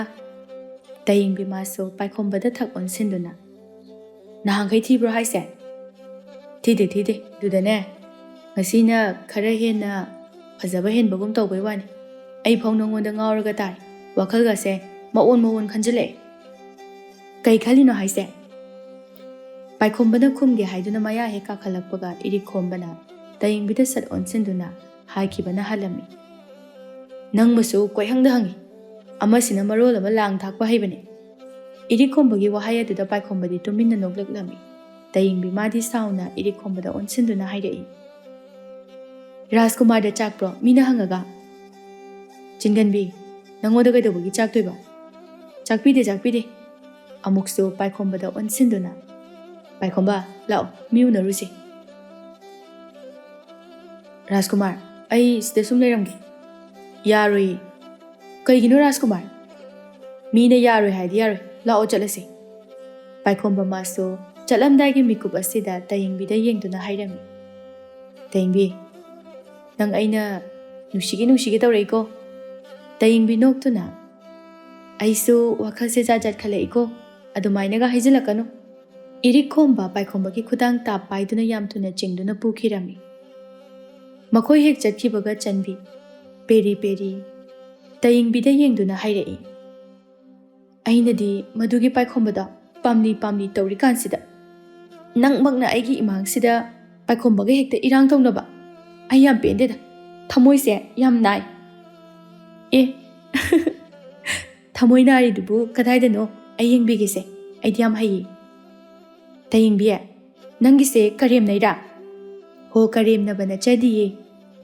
ꯑꯗꯣ ꯑꯁꯦꯡꯕꯒꯤ ꯅꯪꯁꯨ ꯄꯥꯏꯈꯣꯝꯕꯁꯦ ꯄꯥꯝꯃꯤꯔꯕ ꯑꯩꯅ ꯅꯪꯁꯦ ꯔꯥꯖꯀꯨꯃꯥꯔꯒ ꯌꯥꯝ ꯆꯥꯅꯩꯅ ꯈꯜꯂꯤꯀꯥꯟꯁꯤꯗ ꯍꯦ ꯅꯪꯅ ꯄꯥꯏꯈꯣꯝꯕ ꯄꯥꯝꯂꯒ ꯑꯩꯕꯨ ꯔꯥꯖꯀꯨꯃꯥꯔꯒ ꯆꯥꯅꯩ ꯀꯥꯏꯅ ꯍꯥꯏꯕꯗꯣ ꯑꯗꯨꯗꯤ ꯈꯛ ꯍꯥꯏꯒꯅꯨ ꯑꯩꯅꯦ ꯅꯪꯒꯤ ꯄꯥꯏꯈꯣꯝꯕꯗꯣ ꯄꯥꯝꯗꯦꯀꯣ ꯑꯦ ꯑꯁꯦꯡꯕꯩ ꯄꯥꯝꯗꯕ꯭ꯔꯣ ꯄꯥꯝꯗꯦ ꯍꯥꯏꯔꯃꯛꯇꯗ ꯑꯁ ꯌꯥꯝ ꯍꯔꯥꯎꯋꯦ ꯀꯃꯥꯏꯅ ꯇꯧꯅꯤ ꯑꯗꯨꯗꯤ ꯍꯔꯥꯎ ꯄꯥꯏꯈꯣꯝꯕꯅ ꯑꯩ ꯄꯥꯝꯃꯝꯃꯁꯨꯅꯦ ꯀꯅꯥꯅ ꯈꯪꯕꯅꯣ ꯍꯟꯗꯛꯇꯤ ꯇꯌꯦꯡꯕꯤꯒꯤ ꯋꯥꯁꯤꯗ ꯆꯟꯕꯤ ꯏꯁꯨꯛ ꯁꯨꯛꯇꯨꯅ ꯕꯤꯠꯀ ꯂꯣꯏ ꯇꯦꯛꯏ ꯄꯥꯏꯈꯣꯝꯕꯅ ꯅꯪ ꯄꯥꯝꯃꯝꯅꯤ ꯈꯟꯕꯗ ꯕꯤꯠꯀ ꯇꯦꯛꯈꯤꯅꯨꯁꯦ ꯑꯩ ꯄꯥꯝꯃꯁꯨ ꯑꯩꯅ ꯄꯥꯝꯗ꯭ꯔ ꯂꯣꯏꯔꯦ ꯑꯗꯨꯗꯒꯤ ꯃꯥꯁꯨ ꯇꯜꯂꯒ ꯃꯥꯏ ꯇꯣꯛꯆꯔꯅꯤ ꯇꯌꯦꯡꯕꯤ ꯅꯪ ꯄꯥꯏꯈꯣꯝꯕꯅ ꯅꯨꯡꯁꯤ ꯀꯥꯏꯅ ꯍꯥꯏꯔꯛꯑꯁꯨ ꯌꯥꯕ ꯌꯥꯔꯣꯏꯀꯣ ꯌꯥꯔꯣꯏꯌꯦ ꯀꯩꯁꯨ ꯑꯗꯨꯅꯦꯕ ꯅꯪꯗꯤ ꯌꯥꯝ ꯐꯕꯤꯅꯦꯕ ꯊꯥꯒꯠꯂꯛꯑꯅꯤ ꯍꯧꯖꯤꯛꯇꯤ ꯆꯟꯕꯤ ꯅꯣꯛꯁꯤꯟꯅꯗꯨꯅ ꯂꯥꯛꯑꯣ ꯃꯈꯣꯏꯒꯤ ꯆꯥꯅꯅꯕꯁꯤꯡꯁꯦ ꯂꯣꯏꯅ ꯆꯥꯊꯣꯛꯎꯁꯤ ꯍꯣꯏꯗ ꯑꯩꯅ ꯄꯤꯈꯤꯕ ꯁꯅꯥꯗꯨꯒꯤ ꯃꯃꯜ ꯈꯖꯤꯛꯇꯪ ꯑꯣꯏꯁꯨ ꯍꯟꯖꯤꯟꯅꯕ ꯂꯣꯏ ꯍꯦꯛ ꯆꯥꯊꯣꯛꯁꯤ ꯆꯥꯊꯣꯛꯁꯤ ꯂꯥꯛꯑꯣ ꯑꯁꯨꯝꯅ ꯑꯅꯤꯗꯨ ꯍꯧꯅꯗꯨꯅ ꯆꯥꯅꯅꯕꯁꯤꯡ ꯑꯗꯨ ꯀꯣꯠꯇꯨꯅ ꯄꯪꯆꯥꯗ ꯆꯥꯔꯝꯃꯤ ꯃꯇꯝꯁꯨ ꯑꯁꯨꯝ ꯊꯦꯡꯖꯤꯜꯂꯛꯄꯅꯤna ꯃꯤꯁꯨ ꯈꯖꯤꯛꯇꯒꯤ ꯂꯣꯏꯅ ꯆꯠꯅꯈꯤꯔꯝꯃꯤ ꯏꯔꯤꯛ ꯈꯣꯝꯕ ꯃꯌꯥꯝ ꯆꯠꯅꯈ꯭ꯔꯤꯕ ꯑꯗꯨꯗ ꯃꯥꯁꯨ ꯋꯥꯔꯗꯨꯅ ꯇꯨꯝꯅꯅꯕ ꯆꯪꯂꯛꯏ ꯐꯃꯨꯡꯗ ꯍꯦꯛ ꯍꯤꯞꯊꯕ ꯍꯧꯕꯒ ꯇꯌꯦꯡꯕꯤꯒꯤ ꯏꯪ ꯂꯥꯎꯔꯕ ꯃꯥꯏꯊꯣꯡ ꯑꯗꯨ ꯈꯪꯎ ꯎꯔꯛꯂꯝꯃꯤ ꯃꯗꯨ ꯎꯕꯗ ꯃꯊꯟꯇ ꯃꯀꯣꯛꯇꯨ ꯐꯦꯠ ꯍꯥꯏꯔꯛꯏ ꯑꯁ ꯀꯩꯅꯣ ꯑꯩꯅ ꯃꯥ ꯑꯃꯨꯛ ꯎꯔꯛꯏꯁꯤꯅ ꯑꯩꯁꯤꯅ ꯀꯩꯅꯣ ꯈꯪꯗꯦ ꯃꯥ ꯍꯦꯛ ꯊꯦꯡꯅꯕ ꯈꯨꯗꯤꯡꯒꯤ ꯅꯨꯃꯤꯗꯥꯡ ꯇꯨꯝꯂꯝꯗꯥꯏꯗ ꯑꯗꯨꯝ ꯍꯦꯛꯇ ꯎꯔꯛꯀꯅꯤ ꯋꯥꯗꯨꯁꯨ ꯉꯥꯡꯅ ꯉꯥꯡꯅ ꯉꯁꯥꯏ ꯄꯥꯏꯈꯣꯝꯕꯒ ꯇꯌꯦꯡꯕꯤꯒ ꯉꯥꯡꯅꯈꯤꯕ ꯄꯨꯝꯕ ꯅꯤꯡꯁꯤꯡꯂꯨꯕꯗ ꯑꯃꯨꯛ ꯈꯪꯁꯥꯎ ꯍꯦꯛ ꯁꯥꯎꯅꯤꯡꯂꯛꯂꯝꯃꯤ ꯃꯗꯨ ꯅꯨꯄꯤꯗꯣ ꯏꯔꯥꯡ ꯌꯥꯝ ꯄꯥꯝꯃꯤ ꯃꯆꯤꯟ ꯀꯟꯀꯜꯂꯗꯅ ꯄꯥꯏꯈꯣꯝꯕꯗꯨꯕꯨ ꯇꯁꯦꯡꯅ ꯃꯗꯨꯒꯤ ꯆꯤꯡꯒꯟꯕꯤꯗꯨꯕꯨ ꯄꯥꯝꯃꯤ ꯖꯥꯠꯂꯣ ꯌꯥꯔꯣꯏꯗ ꯄꯥꯝꯕꯒ ꯏꯔꯤꯛ ꯈꯣꯝꯕ ꯃꯁꯥꯅ ꯉꯥꯡꯂꯤꯕꯁꯤꯡ ꯑꯗꯨ ꯃꯁꯥ ꯐꯥꯎꯕ ꯒ꯭ꯌꯥꯟ ꯇꯥꯖꯗꯕꯤ ꯍꯥꯏꯕꯗꯨ ꯑꯣꯏꯔꯕꯅꯤ ꯑꯩ ꯀꯣꯛꯀꯁꯦ ꯀꯩꯅꯣꯝ ꯇꯧꯔꯤꯗ ꯃꯗꯨꯒꯤ ꯆꯤꯡꯒꯟꯕꯤꯗꯣ ꯉꯥꯌꯣꯟꯕꯤꯗꯣ ꯃꯥꯒꯤ ꯋꯥꯈꯜ ꯈꯟꯕꯗ ꯑꯗꯨꯅ ꯀꯥꯟꯅꯗꯦ ꯇꯨꯝꯅꯕ ꯇꯧꯔꯒꯦ ꯋꯥꯍꯩꯗꯣ ꯍꯥꯏꯅ ꯍꯥꯏꯅ ꯃꯃꯤꯠꯇꯨ ꯆꯦꯆꯦꯠ ꯑꯣꯏꯁꯤꯜꯂꯝꯃꯤ ꯍꯥꯟꯅꯒꯤ ꯃꯇꯧꯒꯨꯝ ꯑꯌꯨꯛ ꯑꯉꯟꯕ ꯑꯗꯨꯗ ꯄꯥꯏꯈꯣꯝꯕꯒ ꯏꯔꯤꯛ ꯈꯣꯝꯕꯒꯁꯨ ꯊꯥꯡ ꯇꯥ ꯁꯥꯟꯅꯔꯝꯃꯤ ꯁꯥꯟꯅꯕ ꯂꯣꯏꯔꯕ ꯃꯇꯨꯡꯗ ꯑꯅꯤꯗꯨ ꯁꯪꯒꯣꯝ ꯊꯛꯅ ꯊꯛꯅ ꯋꯥꯔꯤꯁꯨ ꯁꯥꯟꯅꯔꯤ ꯔꯥꯖꯀꯨꯃꯥꯔ ꯉꯔꯥꯡ ꯇꯌꯦꯡꯕꯤ ꯈꯨꯐꯖꯗꯣ ꯑꯩ ꯐꯥꯎ ꯉꯥꯎꯋꯦ ꯋꯥꯅꯤ ꯏꯔꯤꯛ ꯈꯣꯝꯕ ꯁꯪꯒꯣꯝ ꯊꯛꯂꯝꯕꯗꯒꯤ ꯆꯞ ꯂꯦꯞꯇꯨꯅ ꯅꯪꯉꯣꯟꯗ ꯀꯅꯥꯅ ꯉꯥꯎꯕꯤꯌꯨ ꯍꯥꯏꯒꯦ ꯑꯁ ꯑꯩꯗꯪ ꯅꯠꯇꯦꯗ ꯉꯥꯎꯅꯔꯤꯁꯦ ꯑꯇꯣꯞꯄ ꯂꯩꯕꯥꯛꯇꯒꯤ ꯂꯥꯛꯄ ꯔꯥꯖꯀꯨꯃꯥꯔꯁꯤꯡꯁꯨ ꯂꯣꯏꯅ ꯉꯥꯎꯅꯕꯅꯤ ꯑꯦ ꯅꯪꯗꯤ ꯃꯈꯣꯏꯅ ꯉꯥꯎꯏꯗꯤ ꯀꯃꯥꯏ ꯈꯪꯉꯤꯕ ꯃꯈꯣꯏꯅꯅꯦ ꯐꯖꯩ ꯐꯖꯩꯅ ꯃꯨꯔꯨꯝ ꯃꯨꯔꯨꯝ ꯁꯣꯟꯕꯗꯨꯗ ꯈꯪꯕꯒꯤ ꯋꯥꯅꯤ ꯏꯔꯤꯛ ꯈꯣꯝꯕ ꯁꯥꯎꯅꯤꯡꯅ ꯃꯗꯨꯏ ꯅꯨꯄꯤꯗꯨ ꯀꯩꯒꯤ ꯀꯦꯔꯒ ꯂꯥꯛꯏꯅꯣ ꯑꯩ ꯌꯥꯝ ꯁꯥꯎꯅꯤꯡꯗꯧꯔꯤꯗ ꯁꯤꯗꯤ ꯑꯦ ꯃꯤ ꯀꯦꯖꯕꯗꯨꯕꯨ ꯅꯪꯅ ꯑꯃꯨꯛ ꯀꯩꯒꯤ ꯁꯥꯎꯗꯣꯏꯕ ꯈꯪꯗꯦ ꯑꯩꯁꯨ ꯄꯥꯏꯈꯣꯝꯕ ꯅꯣꯛꯈꯤ ꯅꯣꯛꯈꯤ ꯇꯧꯅ ꯅꯪꯒꯤꯁꯦ ꯃꯗꯨꯒꯤ ꯅꯨꯄꯤꯗꯣ ꯄꯥꯝꯕ ꯃꯥꯟꯁꯤꯜꯂꯛꯑꯦ ꯄꯥꯝꯖꯗꯦꯀꯣ ꯑꯩ ꯑꯣ ꯅꯪꯅ ꯄꯥꯝꯗ꯭ꯔꯒ ꯑꯩ ꯀꯣꯏꯔꯒꯦ ꯌꯥꯔꯣꯏ ꯀꯩꯒꯤ ꯌꯥꯔꯣꯏꯗꯣꯏꯅꯣ ꯔꯥꯖꯀꯨꯃꯥꯔꯅ ꯄꯥꯝꯗ꯭ꯔꯕꯅꯤꯅ ꯑꯩꯅ ꯀꯣꯏꯔꯅꯤ ꯍꯦꯛ ꯀꯣꯏꯗ ꯀꯣꯏ ꯑꯩꯅ ꯀꯩꯗꯧꯒꯦ ꯌꯦꯡꯉꯨ ꯋꯥꯍꯩꯗꯣ ꯍꯥꯏꯔꯝꯗꯨꯅ ꯏꯔꯤꯛ ꯈꯣꯝꯕꯗꯨ ꯆꯠꯈꯤꯔꯝꯃꯤ ꯄꯥꯏꯈꯣꯝꯕꯁꯨ ꯃꯨꯔꯨꯝ ꯃꯨꯔꯨꯝ ꯁꯣꯜꯍꯧꯔꯤ ꯄꯥꯝꯅ ꯄꯥꯝꯗꯕꯒꯁꯨ ꯁꯥꯔꯤꯅꯤ ꯑꯩꯗꯤ ꯅꯣꯛꯅꯤꯡꯕꯅ ꯂꯣꯏꯔꯕꯅꯤ ꯑꯁꯤ ꯍꯥꯏꯗꯨꯅ ꯃꯊꯟꯇ ꯅꯣꯛꯂꯝꯃꯤ ꯑꯁꯨꯝꯅ ꯅꯨꯃꯤꯠ ꯅꯤꯅꯤ ꯍꯨꯝꯅꯤ ꯍꯧꯖꯤꯟꯈ꯭ꯔꯕ ꯃꯇꯨꯡꯅꯤ ꯏꯔꯤꯛ ꯈꯣꯝꯕꯒ ꯄꯥꯏꯈꯣꯝꯕꯒ ꯄꯨꯟꯅ ꯇꯌꯦꯡꯕꯤ ꯍꯣꯏꯒꯤ ꯂꯩꯀꯥꯏ ꯑꯗꯨꯗ ꯂꯥꯛꯂꯝꯃꯤ ꯃꯈꯣꯏ ꯑꯅꯤꯅ ꯁꯨꯝ ꯂꯥꯛꯄꯗ ꯂꯝꯕꯤ ꯃꯄꯥꯜ ꯑꯃꯗ ꯇꯌꯦꯡꯕꯤꯅ ꯅꯣꯛ ꯅꯣꯛꯇꯨꯅ ꯅꯨꯄꯥ ꯈꯔꯒ ꯋꯥꯔꯤ ꯁꯥꯟꯅꯔꯤꯕꯗꯨ ꯎꯔꯝꯃꯤ ꯃꯗꯨ ꯎꯔꯨꯕꯗꯒꯤ ꯈꯣꯡꯂꯩ ꯊꯨꯅ ꯃꯥꯒꯤ ꯁꯒꯣꯜ ꯑꯗꯨ ꯊꯧꯖꯤꯜꯂꯛꯂꯝꯃꯤ ꯇꯌꯦꯡꯕꯤ ꯅꯣꯛꯅ ꯅꯣꯛꯅ ꯅꯨꯄꯥꯗꯨꯗ ꯑꯣꯟꯁꯤꯟꯗꯨꯅ ꯍꯌꯦꯡꯁꯨ ꯂꯥꯛꯑꯣ ꯉꯥ ꯃꯌꯥꯝ ꯑꯃ ꯐꯥꯔꯝꯗꯣꯏꯅꯤ ꯅꯨꯄꯥꯗꯨꯁꯨ ꯅꯣꯛꯃꯤ ꯅꯣꯛꯃꯤ ꯇꯧꯅ ꯍꯌꯦꯡꯗ ꯅꯠꯇꯦ ꯅꯨꯡꯇꯤꯒꯤ ꯂꯥꯛꯇꯣꯏꯅꯤ ꯅꯨꯄꯥꯗꯨꯒꯤ ꯋꯥꯍꯩꯗꯨꯗ ꯇꯌꯦꯡꯕꯤꯁꯨ ꯊꯋꯥꯏ ꯇꯥꯅ ꯅꯣꯛꯆꯔꯝꯃꯤ ꯔꯥꯖꯀꯨꯃꯥꯔ ꯏꯔꯤꯛ ꯈꯣꯝꯕꯁꯨ ꯁꯒꯣꯜ ꯑꯗꯨ ꯇꯌꯦꯡꯕꯤꯒꯤ ꯃꯅꯥꯛꯇ ꯈꯥꯝꯗꯨꯅ ꯁꯒꯣꯜ ꯑꯗꯨꯗꯒꯤ ꯀꯨꯝꯊꯔꯛꯏ ꯂꯩꯔꯝꯕ ꯅꯨꯄꯥꯁꯤꯡ ꯑꯗꯨ ꯏꯔꯤꯛ ꯈꯣꯝꯕꯗ ꯌꯦꯡꯂꯛꯂꯝꯃꯤ ꯏꯔꯤꯛ ꯈꯣꯝꯕ ꯅꯨꯄꯥꯁꯤꯡ ꯑꯗꯨꯗ ꯈꯥꯅ ꯌꯦꯡꯗꯨꯅ ꯍꯥꯏꯔꯛꯂꯝꯃꯤ ꯌꯥꯔꯦ ꯅꯣꯏ ꯆꯠꯈ꯭ꯔꯣ ꯅꯨꯄꯥꯁꯤꯡ ꯑꯗꯨꯁꯨ ꯏꯔꯤꯛ ꯈꯣꯝꯕꯕꯨ ꯔꯥꯖꯀꯨꯃꯥꯔꯅꯤ ꯍꯥꯏꯕ ꯈꯪꯕꯅ ꯇꯍꯥ ꯇꯍꯥ ꯆꯠꯅꯈꯤꯔꯝꯃꯤ ꯇꯌꯦꯡꯕꯤꯗꯤ ꯏꯁꯨꯛ ꯁꯨꯛꯑꯝꯃꯤ ꯏꯔꯤꯛ ꯈꯣꯝꯕ ꯂꯥꯛꯄ ꯑꯁꯤꯗ ꯄꯥꯏꯈꯣꯝꯕ ꯆꯟꯕꯤꯗ ꯑꯣꯟꯁꯤꯟꯗꯨꯅ ꯍꯥꯏꯔꯛꯏ ꯆꯟꯕꯤ ꯂꯥꯎꯍꯦ ꯏꯕꯥꯅꯤꯁꯨ ꯋꯥꯔꯤ ꯁꯥꯟꯅꯧꯁꯤ ꯆꯟꯕꯤ ꯍꯔꯥꯎ ꯍꯔꯥꯎꯅ ꯍꯣꯏ ꯇꯥ ꯄꯥꯈꯣꯝꯕ ꯌꯥꯏꯌꯦ ꯁꯥꯟꯅꯧꯁꯦ ꯑꯁꯤ ꯍꯥꯏꯗꯨꯅ ꯄꯥꯏꯈꯣꯝꯕꯒꯤ ꯃꯇꯨꯡ ꯏꯟꯅꯈꯤꯔꯝꯃꯤ ꯏꯔꯤꯛ ꯈꯣꯝꯕ ꯇꯌꯦꯡꯕꯤꯗ ꯁꯥꯎꯅ ꯌꯦꯡꯗꯨꯅ ꯍꯥꯏꯔꯛꯏ ꯅꯪ ꯅꯨꯄꯥ ꯅꯍꯥꯒ ꯏꯔꯥꯡ ꯇꯧꯕ ꯌꯥꯝ ꯄꯥꯝꯕ꯭ꯔꯣ ꯑꯁ ꯀꯩꯅꯣꯅꯦ ꯍꯦꯛ ꯂꯥꯛꯄꯒ ꯁꯥꯎꯗꯣꯏꯗ ꯇꯧ ꯂꯩ ꯃꯤꯅ ꯍꯥꯏꯁꯦ ꯈꯨꯝꯃꯨ ꯅꯪ ꯅꯨꯄꯥ ꯀꯌꯥꯝ ꯄꯥꯝꯒꯦ ꯇꯌꯦꯡꯕꯤ ꯃꯥꯁꯨ ꯈꯨꯝꯒꯦ ꯌꯥꯎꯅ ꯈꯨꯝꯂꯛꯏ ꯑꯩꯗꯤ ꯌꯥꯝ ꯄꯥꯝꯃꯤ ꯄꯥꯝꯃꯗꯤ ꯐꯔꯦ ꯑꯩ ꯄꯤꯒꯦ ꯅꯪꯅ ꯄꯤꯕꯤꯔꯁꯨ ꯌꯥꯅꯤ ꯑꯩ ꯄꯥꯝꯖꯕ ꯅꯨꯄꯥ ꯌꯥꯝ ꯂꯩ ꯏꯔꯤꯛ ꯈꯣꯝꯕ ꯃꯃꯤꯠ ꯈꯥꯅ ꯇꯌꯦꯡꯕꯤꯗ ꯌꯦꯡꯂꯒ ꯅꯪ ꯍꯌꯦꯡꯗꯒꯤ ꯉꯥ ꯌꯣꯟꯕ ꯊꯣꯛꯄ ꯌꯥꯔꯣꯏ ꯇꯌꯦꯡꯕꯤ ꯃꯃꯤꯠ ꯃꯅꯥ ꯂꯥꯎꯊꯣꯛꯑꯒ ꯀꯔꯤ ꯅꯪꯅ ꯍꯥꯏꯔꯒ ꯑꯩꯅ ꯍꯦꯛꯇ ꯊꯣꯛꯑꯔꯣꯏꯍꯦ ꯐꯩ ꯐꯩ ꯑꯗꯨ ꯑꯣꯏꯗꯤ ꯑꯩꯁꯨ ꯅꯨꯡꯇꯤꯒꯤ ꯂꯥꯛꯀꯅꯤ ꯉꯥ ꯂꯩꯔꯣꯏꯗꯕ ꯑꯣꯏꯗꯤ ꯂꯥꯛꯀꯅꯨ ꯂꯥꯛꯅꯤꯗꯤ ꯂꯥꯛꯅꯤ ꯋꯥ ꯂꯣꯏꯔꯦ ꯔꯥꯖꯀꯨꯃꯥꯔ ꯅꯪꯁꯦ ꯌꯥꯝ ꯂꯦꯝꯗꯦ ꯀꯃꯥꯏꯅ ꯇꯧꯔꯤꯅꯣ ꯑꯩꯅ ꯃꯃꯥꯡꯗ ꯇꯥꯈꯤꯕꯗꯗꯤ ꯔꯥꯖꯀꯨꯃꯥꯔꯗꯤ ꯌꯥꯝ ꯂꯦꯝꯃꯦꯅ ꯇꯥꯈꯤꯕꯅꯤ ꯏꯔꯤꯛ ꯈꯣꯝꯕ ꯄꯩꯔꯞꯅ ꯇꯌꯦꯡꯕꯤꯗ ꯌꯦꯡꯂꯝꯃꯤ ꯇꯌꯦꯡꯕꯤꯁꯨ ꯏꯔꯤꯛ ꯈꯣꯝꯕꯅ ꯌꯦꯡꯂꯛꯄ ꯑꯗꯨꯗ ꯅꯣꯛꯁꯟꯅꯔꯝꯃꯤ ꯏꯔꯤꯛ ꯈꯣꯝꯕꯁꯨ ꯇꯌꯦꯡꯕꯤꯗ ꯃꯃꯤꯠ ꯈꯥꯅ ꯌꯦꯡꯂꯝꯗꯨꯅ マギ ꯁꯒꯣꯜ ꯑꯗꯨ ꯇꯣꯡꯈꯠꯇꯨꯅ ꯇꯌꯦꯡꯕꯤꯗ ꯑꯃꯨꯛꯇꯪ ꯑꯣꯏꯅ ꯌꯦꯡꯂꯝꯗꯨꯅ ꯍꯥꯏꯔꯛꯂꯝꯃꯤ ꯑꯁꯨꯝꯅ ꯑꯩꯅ ꯍꯌꯦꯡ ꯂꯥꯛꯄꯗꯗꯤꯅꯦ ꯅꯨꯄꯥꯒ ꯏꯔꯥꯡ ꯇꯧꯅꯔꯝꯕ ꯌꯥꯔꯣꯏ ꯋꯥꯍꯩꯗꯨ ꯈꯛ ꯍꯥꯏꯔꯝꯗꯨꯅ ꯁꯒꯣꯜꯗꯨ ꯊꯧꯗꯨꯅ ꯆꯠꯈꯤꯔꯝꯃꯤ ꯇꯌꯦꯡꯕꯤ ꯃꯥꯁꯨ ꯏꯁꯨꯛ ꯁꯨꯛꯅ ꯂꯦꯞꯍꯧꯔꯤ Tanja aduda paikhombasu taha taha changaktuna. Amadu chakraba. Chatkrise uhaudra nang. Paikhomba makoktu paiduna. As uhaudabaduna bu hangisi. Tayingbi kharaga sauningdaga leipaga paikhomba oina saurap yengduna hairei. Noi Rajkumar se chakrabanina nangsu lengbi hauro. Ho lengjarage.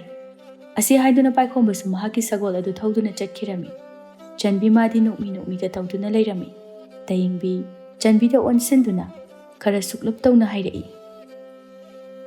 Kari ni sadanu nangna nu isina. Nungsi ni sada nu iba aigise. Nupi hoko aidi halani. Punna hanminarasi kaino. Lao adudi. Anido punna mayumda hanminaraglami.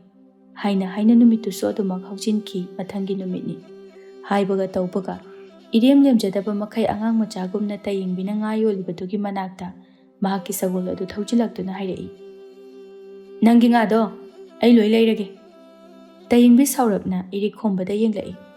Irikhomba masu hande aduma mong hada hairei. Nga lege haibani sauni yengo haibanati. Aigi nga sidi Rajkumar da kaisu yoloi. Yongera yoloira nangi nga singse aina laurani di laurani. Tayingbi su sauna. Rajkumar na hana aigi nga si laudringaida isingda pulap thadagige. Wahaido hek haibaga mahaki tungolda yauriba nga singadu pulap hekta magi nakanda piktak na laiba pukri adu hekta thadarami. Nangoda pidoi mahutpudine isingda thadabane hena pai. Irikhomba ngakna. Masinu pisu sono chubra ngawbra kanum tawine. Aikhodi ngawe sono sichui nang kalakpra. O kalakjade khoi. Ngasaidagi paikhombasu anidugi mataw adu yenglibani. Paikhomba madi Rajkumar asina angang macha takai tayingbiga thingnaba khudingi chinda pawdana duna khatnaba asida angakpa kaya phawrami amuksu yamna nokningba haibadusu oirami. Asumna khara khatna khara launa tawbana thabum ani ahum de adumak hausinki. Rajkumar irikhomba masu tayingbibu nongmagi nungsiba phawraklami. Tayingbisu adumangai Rajkumar irikhombabu tumina lona nungsizarami. Ngasisu nahan khegi matawgumna anido angang macha amagum khatnarami. Sidaga do bugila ino nupi leiraba nangna. Kadai de nupi no nangna ngasaidagi nupi paliduba. Nanga luhongadaba nupi duni aina palise. Aiga luhongadaba nupi kana. Leiri dudi puwang nabi ama. Nangonda kana na aiga maga luhongni haike. Aikhoi baba na hai. Moi mapa na haire ena. Oida bada wado yam nganganu taningde. Mapa na hairakpada oida bawaro. Khara leiradi konungda wawa launarani. Nangasiko phagi dagi khupak na pak launa thaba soiroi. Achumba haibagidamagta khupak na thaniba. Tharosi. Pai. Adudi nangoi nangasi konungda puba tari. Aidi konungda kaidau leyo haino. Aigi nupi oiraga leyo. Tayingbi mamit phaina irikhomba da yengduna. Aise nangi nupi ahal ohen gisiro. He. Aibu nupi yamna longadaba mawongi typetaga ngangi. Longi tawridudi. As amta wakhalga do phakino. Aigidine nang khaktani. Ai khaktani hairaga aidi nuksiramoine. Irikhomba masu mangonda phawriba ihuladu loshinduna thamba kanararoi khalladuna adumak ipong-pongna haidorei. Tayingbi asengba ai nangbu thamoisingna nushiruri. Aduna aigidi nang khaktani. Aina aigi punsi khongloi oigi khanba misakse nang. Irikhomba gi wahai adu tabada tayingbi ikaiba khangphau hek phawraklami. Nangi wadi ai khangde. Adubu aidi nangbu yamna nushiruri. Yaragadi ibani luhongasi. Tayingbi mamaya do ingangang senna irikhomba da yengba phawba ngamda hairei. Nung phawba nusinadri luhongba gi wahana hai. Nusinabadine luhonglaba matungda nusinarasu yabasibu. Aduisu haisinadi nangsu yaningi natro. Natecho. Isis ikairisiung. Tayingbi ikaina Rajkumar irikhomba gi mapambam aduda sethaduna hairei. Nangna aisi ikai hali. Rajkumar irikhombasu nukmi tawna tayingbigi khudang adu pairaklami. Aniduna tawribudu ngasaidagi paikhombaga chanbiga nasu urami. ꯃꯤꯗꯤ ꯌꯦꯡꯉꯨ ꯃꯈꯨꯠꯀ ꯄꯥꯏꯅꯔꯤꯁꯦ ꯆꯟꯕꯤ ꯏꯁꯨꯛ ꯁꯨꯛꯇꯨꯅ ꯃꯤꯅ ꯃꯈꯨꯠ ꯄꯥꯏꯅꯔꯒ ꯅꯪꯅ ꯁꯝ ꯆꯥꯏꯁꯤꯅ ꯀꯩꯒꯤ ꯑꯩꯈꯣꯏꯗꯤ ꯅꯨꯄꯤꯒꯤ ꯃꯈꯨꯠ ꯄꯥꯏꯕ ꯐꯪꯗ꯭ꯔꯕꯅꯤꯅ ꯆꯥꯛꯏꯕ ꯆꯟꯕꯤ ꯃꯥꯒꯤ ꯃꯈꯨꯠꯇꯨ ꯁꯠ ꯂꯥꯎꯅ ꯄꯥꯏꯈꯣꯝꯕꯗ ꯄꯤꯔꯝꯃꯤ ꯁꯦ ꯑꯩꯒꯤ ꯈꯨꯗꯥꯡꯁꯦ ꯄꯥꯏꯔꯣ ꯄꯥꯏꯈꯣꯝꯕ ꯅꯣꯛꯂꯒ ꯍꯣꯏꯅꯦ ꯑꯗꯨꯃꯥꯏꯅ ꯅꯁꯥꯅ ꯈꯪꯅ ꯄꯤꯔꯛꯎꯗꯅ ꯋꯥꯍꯩꯗꯣ ꯍꯥꯏꯅ ꯍꯥꯏꯅ ꯆꯟꯕꯤꯒꯤ ꯈꯨꯗꯥꯡ ꯑꯗꯨ ꯄꯥꯏꯔꯝꯃꯤ ꯆꯟꯕꯤꯁꯨ ꯍꯧꯖꯤꯛ ꯈꯛꯇꯗ ꯏꯀꯥꯏꯅ ꯃꯣꯃꯣꯟ ꯅꯣꯛꯂꯛꯏ ꯅꯨꯃꯤꯗꯥꯡꯒꯤ ꯃꯇꯝꯅꯤ ꯏꯔꯤꯛ ꯈꯣꯝꯕ ꯃꯄꯥꯕꯨꯡꯒ ꯐꯝꯃꯤꯟꯅꯗꯨꯅ ꯋꯥꯔꯤ ꯁꯥꯟꯅꯔꯤ ꯏꯕꯨꯡꯉꯣ ꯅꯪꯒꯤ ꯈꯪꯅꯕ ꯅꯨꯄꯤ ꯂꯩꯔꯒꯗꯤ ꯍꯥꯏꯔꯣ ꯂꯩꯇ꯭ꯔꯒꯗꯤ ꯏꯄꯥꯅ ꯁꯤꯟꯕ ꯅꯨꯄꯤꯁꯤꯗ ꯅꯪꯅ ꯌꯥꯒꯗꯕꯅꯤ ꯏꯔꯤꯛ ꯈꯣꯝꯕ ꯃꯊꯥ ꯁꯥꯅ ꯄꯥꯕꯨꯡ ꯃꯇꯝ ꯈꯔꯗꯪ ꯄꯤꯌꯨ ꯑꯩꯅ ꯅꯪꯒꯤ ꯄꯤꯔꯛꯂꯤꯕ ꯃꯇꯝꯁꯤ ꯐꯅ ꯌꯥꯝꯃꯤ ꯍꯧꯖꯤꯛꯇꯤ ꯅꯪꯒꯤ ꯃꯇꯝ ꯍꯦꯜꯂꯤ ꯑꯗꯨꯅ ꯏꯄꯥꯅ ꯁꯤꯟꯕꯁꯤꯗ ꯅꯪ ꯌꯥꯒꯗꯕꯅꯤ ꯍꯦꯛ ꯌꯥꯗ꯭ꯔꯕ ꯏꯄꯥꯕꯨ ꯐꯠꯇꯦ ꯍꯥꯏꯒꯅꯤ ꯏꯔꯤꯛ ꯈꯣꯝꯕ ꯍꯟꯗꯛꯇꯤ ꯂꯠꯂꯤ ꯂꯠꯂꯤ ꯇꯧꯅ ꯍꯥꯏꯔꯛꯏ ꯄꯥꯕꯨꯡ ꯑꯩꯒꯤ ꯈꯪꯅꯖꯕ ꯅꯨꯄꯤ ꯂꯩ ꯀꯅꯥ ꯀꯗꯥꯏꯗꯒꯤ ꯏꯔꯤꯛ ꯈꯣꯝꯕ ꯃꯀꯣꯛ ꯍꯣꯠꯂꯒ ꯑꯩꯈꯣꯏꯒꯤ ꯀꯣꯅꯨꯡꯗ ꯂꯩꯕ ꯏꯕꯣꯍꯜꯒꯤ ꯃꯆꯥꯅꯨꯄꯤꯗꯨꯅꯦꯕ ꯅꯤꯡꯊꯧ ꯄꯨꯟꯁꯤꯕ ꯍꯟꯗꯛꯇꯤ ꯀꯟꯅ ꯍꯦꯛꯇ ꯅꯣꯛꯊꯣꯔꯛꯏ ꯑꯗꯨ ꯉꯁꯥꯏꯅ ꯍꯥꯏꯌꯨ ꯌꯥꯗ꯭ꯔꯣ ꯏꯄꯥꯁꯨ ꯂꯣꯏꯅ ꯈꯪꯉꯤꯅꯤ ꯏꯆꯥꯅ ꯅꯨꯄꯤ ꯃꯆꯥ ꯑꯗꯨꯒ ꯅꯨꯡꯇꯤꯒꯤ ꯎꯅꯕꯗꯣ ꯑꯁ ꯄꯥꯕꯨꯡ ꯆꯨꯝꯕꯨ ꯆꯨꯝꯗ꯭ꯔꯣ ꯀꯣꯅꯨꯡ ꯃꯅꯨꯡ ꯑꯁꯤꯗꯁꯨ ꯋꯥ ꯋꯥ ꯂꯥꯎꯅꯔꯕꯅꯤ ꯔꯥꯖꯀꯨꯃꯥꯔꯗꯣ ꯅꯨꯄꯤ ꯑꯃꯒ ꯅꯨꯡꯇꯤꯒꯤ ꯎꯅꯩ ꯍꯥꯏꯗꯅ ꯑꯩꯁꯨ ꯂꯣꯏꯅ ꯇꯥꯔꯤꯕꯅꯤ ꯑꯗꯨꯗ ꯈꯪꯂꯣꯏ ꯍꯥꯏꯗꯨꯅ ꯈꯪꯁꯤꯟꯅꯗ꯭ꯔꯤꯕꯅꯤ ꯅꯁꯥꯅ ꯍꯥꯏꯔꯛꯄ꯭ꯔꯥ ꯌꯦꯡꯒꯦ ꯈꯟꯗꯅ ꯏꯔꯤꯛ ꯈꯣꯝꯕ ꯏꯀꯥꯏꯅ ꯃꯃꯥꯏ ꯃꯃꯤꯠꯀꯥꯗꯣ ꯉꯥꯡꯁꯜꯂꯝꯃꯤ ꯅꯤꯡꯊꯧ ꯄꯨꯟꯁꯤꯕꯗꯤ ꯃꯆꯥꯒꯤ ꯃꯇꯧ ꯑꯁꯤꯗ ꯁꯤꯊ ꯁꯤꯊ ꯅꯣꯛꯂꯝꯃꯤ ꯑꯁꯨꯝꯅ ꯍꯞꯇꯥ ꯑꯃꯃꯨꯛꯇꯤ ꯍꯧꯖꯤꯟꯈꯤꯕ ꯈꯪꯍꯧꯗꯦ ꯅꯣꯡꯃ ꯅꯨꯃꯤꯗꯥꯡ ꯋꯥꯏꯔꯝ ꯑꯃꯗꯅꯤ ꯁꯈꯦꯟꯕꯤ ꯀꯞ ꯀꯞꯇꯨꯅ ꯏꯔꯤꯛ ꯈꯣꯝꯕꯒꯤ ꯃꯐꯝꯗ ꯍꯥꯏꯖꯔꯝꯃꯤ ꯔꯥꯖꯀꯨꯃꯥꯔ ꯑꯩ ꯅꯪꯕꯨ ꯌꯥꯝ ꯅꯨꯡꯁꯤ ꯑꯩꯒꯤ ꯅꯨꯡꯁꯤꯕꯁꯦ ꯔꯥꯖꯀꯨꯃꯥꯔꯅ ꯑꯝꯇꯗꯤ ꯈꯪꯕꯤꯌꯨꯕ ꯑꯩ ꯔꯥꯖꯀꯨꯃꯥꯔ ꯌꯥꯎꯗꯅ ꯍꯤꯡꯕ ꯁꯨꯡꯉꯝꯂꯣꯏ ꯁꯈꯦꯟꯕꯤ ꯑꯩ ꯅꯪꯕꯨ ꯅꯨꯡꯁꯤꯕ ꯉꯝꯗꯦ ꯑꯩꯗꯤ ꯅꯪꯕꯨ ꯏꯆꯝ ꯆꯝꯅ ꯃꯔꯨꯞ ꯑꯃꯒꯨꯝꯅ ꯈꯟꯕ ꯅꯠꯇꯅ ꯔꯥꯖꯀꯨꯃꯥꯔ ꯑꯗꯨꯃꯥꯏꯅ ꯍꯥꯏꯒꯅꯨ ꯑꯩꯗꯤ ꯔꯥꯖꯀꯨꯃꯥꯔꯕꯨ ꯃꯔꯨꯞ ꯑꯃꯒꯨꯝꯅ ꯈꯟꯕ ꯉꯝꯗꯦ ꯑꯩ ꯔꯥꯖꯀꯨꯃꯥꯔꯕꯨ ꯊꯃꯣꯏ ꯁꯦꯡꯅ ꯅꯨꯡꯁꯤꯌꯦ ꯁꯈꯦꯟꯕꯤ ꯌꯥꯔꯦ ꯂꯦꯞꯄꯨ ꯅꯪꯒꯤ ꯋꯥꯗꯣ ꯑꯩꯒꯤꯁꯨ ꯑꯩꯅ ꯅꯨꯡꯁꯤꯖꯕꯤ ꯅꯨꯄꯤ ꯂꯩ ꯃꯗꯨ ꯐꯅ ꯑꯣꯏꯗꯨꯅꯁꯨ ꯑꯩ ꯔꯥꯖꯀꯨꯃꯥꯔꯕꯨ ꯅꯨꯡꯁꯤꯌꯦ ꯑꯩꯒꯤ ꯅꯨꯡꯁꯤꯕꯁꯦ ꯔꯥꯖꯀꯨꯃꯥꯔꯅꯁꯨ ꯈꯪꯕꯤꯌꯨ ꯏꯔꯤꯛ ꯈꯣꯝꯕꯅ ꯋꯥ ꯍꯥꯏꯒꯦ ꯇꯧꯕꯒ ꯃꯈꯣꯏ ꯑꯅꯤꯒꯤ ꯇꯨꯡꯗꯒꯤ ꯅꯨꯄꯤ ꯑꯃꯒꯤ ꯈꯣꯟꯖꯦꯜꯗ ꯈꯔ ꯀꯜꯂꯞ ꯇꯧꯅ ꯍꯥꯏꯔꯛꯏ ꯔꯥꯖꯀꯨꯃꯥꯔꯗꯤ ꯀꯣꯅꯨꯡ ꯃꯅꯨꯡꯁꯤꯗ ꯏꯔꯥꯡ ꯇꯧꯕꯤꯔꯝꯃꯤ ꯏꯔꯤꯛ ꯈꯣꯝꯕ ꯄꯥꯈꯠꯅ ꯈꯣꯟꯖꯦꯜꯗꯨꯒꯤ ꯃꯥꯏꯀꯩ ꯌꯦꯡꯂꯛꯏ ꯇꯌꯦꯡꯕꯤ ꯃꯥꯁꯨ ꯏꯔꯤꯛ ꯈꯣꯝꯕꯗ ꯃꯃꯤꯠ ꯈꯥꯅ ꯌꯦꯡꯂꯝꯂꯒ ꯍꯥꯊꯨ ꯍꯥꯊꯨ ꯆꯠꯈꯤꯔꯝꯃꯤ ꯏꯔꯤꯛ ꯈꯣꯝꯕꯁꯨ ꯁꯈꯦꯟꯕꯤꯗ ꯍꯟꯅ ꯐꯥꯎꯕ ꯌꯦꯡꯂꯝꯗ ꯇꯌꯦꯡꯕꯤꯕꯨ ꯀꯧꯗꯨꯅ ꯇꯥꯟꯅꯈꯤ ꯁꯈꯦꯟꯕꯤ ꯃꯥꯗꯤ ꯎꯄꯥꯏ ꯂꯩꯇ ꯅꯤꯡꯉꯝꯗ ꯏꯔꯤꯛ ꯈꯣꯝꯕꯅ ꯆꯠꯈꯤꯕꯗꯨ ꯌꯦꯡꯗꯨꯅ ꯂꯩꯍꯧꯏ ꯏꯔꯤꯛ ꯈꯣꯝꯕ ꯇꯌꯦꯡꯕꯤꯅ ꯆꯠꯂꯤꯕ ꯑꯗꯨꯒꯤ ꯃꯥꯡꯗ ꯆꯞ ꯂꯦꯞꯁꯤꯟꯗꯨꯅ ꯍꯥꯏꯔꯛꯏ ꯉꯥꯏꯈꯣ ꯍꯥꯏꯕꯅꯦ ꯅꯪꯕꯣ ꯀꯩꯒꯤꯅꯣ ꯑꯩꯒꯤ ꯂꯝꯕꯤ ꯊꯠꯂꯤꯁꯦ ꯌꯥꯝ ꯊꯨꯅ ꯍꯟꯗꯣꯛꯑꯣ ꯇꯌꯦꯡꯕꯤ ꯀꯩꯅꯣ ꯀꯩꯒꯤ ꯁꯥꯎꯔꯤꯅꯣ ꯑꯩꯅ ꯀꯧꯕꯒ ꯈꯨꯝꯗꯕ ꯃꯈꯩ ꯇꯌꯦꯡꯕꯤ ꯍꯟꯗꯛꯇꯤ ꯃꯄꯤ ꯏꯔꯥ ꯈꯖꯤꯛ ꯆꯦꯟꯅ ꯍꯥꯏꯔꯛꯏ ꯅꯪꯒ ꯎꯅꯔꯨꯔꯒꯦꯅ ꯊꯧꯏꯒꯤ ꯑꯩꯈꯣꯏ ꯄꯥꯕꯒꯤ ꯃꯇꯨꯡ ꯏꯟꯅꯔꯒ ꯂꯥꯛꯄꯅꯤ ꯑꯗꯨꯒ ꯅꯪꯗꯤ ꯌꯥꯝ ꯅꯨꯡꯉꯥꯏꯅ ꯃꯗꯨꯒꯤ ꯐꯨꯋꯥꯎꯅꯕꯤꯗꯨꯒ ꯂꯣꯟꯅ ꯎꯅꯔꯒ ꯂꯩꯔꯝꯃꯦ ꯑꯩ ꯌꯥꯝ ꯄꯦꯟꯗꯦꯗ ꯍꯦ ꯅꯆꯤꯟ ꯅꯔꯩ ꯀꯦꯟꯒꯗꯕ ꯋꯥꯗꯣ ꯉꯥꯡꯒꯅꯨꯅꯦ ꯅꯪꯕꯣ ꯎꯅꯔꯤꯗꯨꯗꯤ ꯍꯧꯖꯤꯛ ꯑꯗꯨꯗꯤ ꯆꯨꯝꯅ ꯁꯨꯝ ꯃꯥꯅ ꯋꯥꯔꯤ ꯑꯃ ꯁꯥꯟꯅꯁꯦ ꯍꯥꯏꯕꯗꯨꯒꯤ ꯁꯥꯟꯅꯔꯨꯕꯅꯤ ꯑꯗꯨꯒ ꯅꯨꯡꯁꯤ ꯍꯥꯏꯖꯤꯜꯂꯛꯏꯕ ꯌꯥꯔꯝꯃꯕ ꯅꯠꯇ꯭ꯔꯣ ꯅꯪꯁꯨ ꯅꯪ ꯂꯩꯅ ꯂꯩꯅ ꯑꯩꯕꯨ ꯀꯅꯥꯒ ꯑꯃꯨꯛ ꯅꯨꯡꯁꯤꯅꯧ ꯍꯥꯏꯅꯣ ꯃꯤꯅ ꯌꯥꯔꯝꯃꯕ ꯍꯥꯏꯕꯗꯤ ꯈꯨꯝꯗꯦ ꯃꯁꯦ ꯁꯣꯏꯗꯅ ꯌꯥꯔꯝꯃꯅꯤ ꯈꯪꯉꯦꯕ ꯋꯥꯍꯩꯗꯣ ꯍꯥꯏꯅ ꯍꯥꯏꯅ ꯃꯄꯤꯗꯨ ꯇꯨꯞ ꯇꯨꯞ ꯇꯥꯕ ꯃꯈꯩ ꯀꯞꯈꯠꯂꯛꯂꯤ ꯏꯔꯤꯛ ꯈꯣꯝꯕ ꯄꯥꯈꯠꯅ ꯇꯌꯦꯡꯕꯤ ꯀꯞꯀꯅꯨꯁꯦ ꯑꯩ ꯀꯩꯁꯨ ꯌꯥꯔꯝꯗꯦ ꯍꯥꯏꯕ ꯑꯩꯒꯤꯗꯤ ꯑꯩꯅ ꯅꯨꯡꯁꯤꯖꯕꯤ ꯅꯨꯄꯤ ꯂꯩ ꯍꯥꯏꯔꯝꯃꯕꯅꯤ ꯑꯁꯦꯡꯕꯩꯔꯥ ꯑꯁꯦꯡꯕꯩꯅꯤ ꯅꯪꯅ ꯌꯥꯝ ꯊꯥꯖꯗ꯭ꯔꯒꯅ ꯏꯕꯥꯅꯤ ꯂꯨꯍꯣꯡꯉꯁꯤ ꯄꯥꯕꯨꯡꯅꯁꯨꯅꯦ ꯏꯕꯥꯅꯤꯒꯤ ꯃꯔꯤꯁꯦ ꯈꯪꯉꯤ ꯏꯔꯤꯛ ꯈꯣꯝꯕꯒꯤ ꯋꯥꯍꯩ ꯑꯗꯨꯗ ꯇꯌꯦꯡꯕꯤ ꯀꯞꯂꯝꯕꯗꯒꯤ ꯆꯞ ꯂꯦꯞꯇꯨꯅ ꯍꯥ ꯑꯁꯦꯡꯕꯔꯣ ꯅꯪꯗꯤ ꯀꯩꯒꯤ ꯍꯥꯏꯔꯤꯕ ꯍꯥꯏꯗ ꯌꯥꯔꯛꯇ꯭ꯔꯕ ꯑꯗꯨꯗ ꯑꯩꯁꯨ ꯍꯥꯏꯗꯣꯛꯏ ꯑꯗꯨꯒꯅꯦ ꯄꯥꯕꯨꯡꯅ ꯍꯥꯟꯅ ꯈꯪꯉꯒ ꯂꯩꯔꯝꯃꯤ ꯑꯩ ꯏꯀꯥꯏꯕꯅ ꯂꯣꯏꯔꯦ ꯌꯨꯝꯗ ꯍꯜꯂꯧꯕꯅ ꯐꯔꯅꯤ ꯈꯪꯕꯁꯤꯅ ꯍꯦꯟꯅꯕꯨ ꯐꯔꯕꯅꯤ ꯇꯥꯟ ꯆꯥꯔꯗꯤ ꯅꯣꯏ ꯄꯥꯕꯁꯨ ꯈꯪꯉꯝꯕ꯭ꯔꯥ ꯈꯪꯄꯣꯠꯇꯦ Tayingbidi maram khangda mamay mamikado hayay amunbabong magsangangsilaklamay. Rajkumar, ay halagi. Sida sumlayradi ay sumikayrani. Nangna ikairi na namay namit ka ngangsangangbasini. Ay gidi hena nushirisi. Nangbu inagda sumthamningba hele. Rajkumar, haunge kay haige. Ay halage ba? Irikomba tayingbigi makut kudangdo tapay sinduna.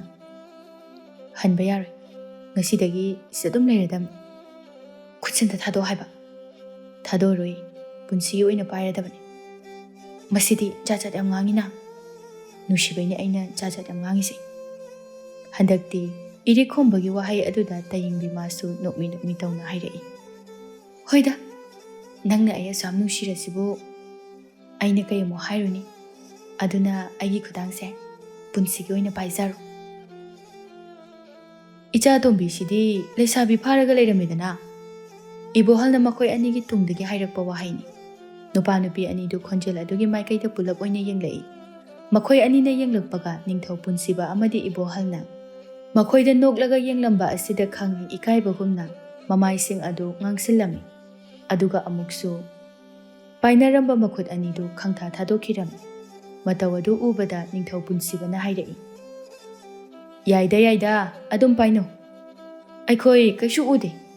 Irikomba tawpham khangda makok adu hotuna. Pabung sima ikaiganu. Nakoi ani athuba matamda chawna luhong thokpiren. Natrani ibohal.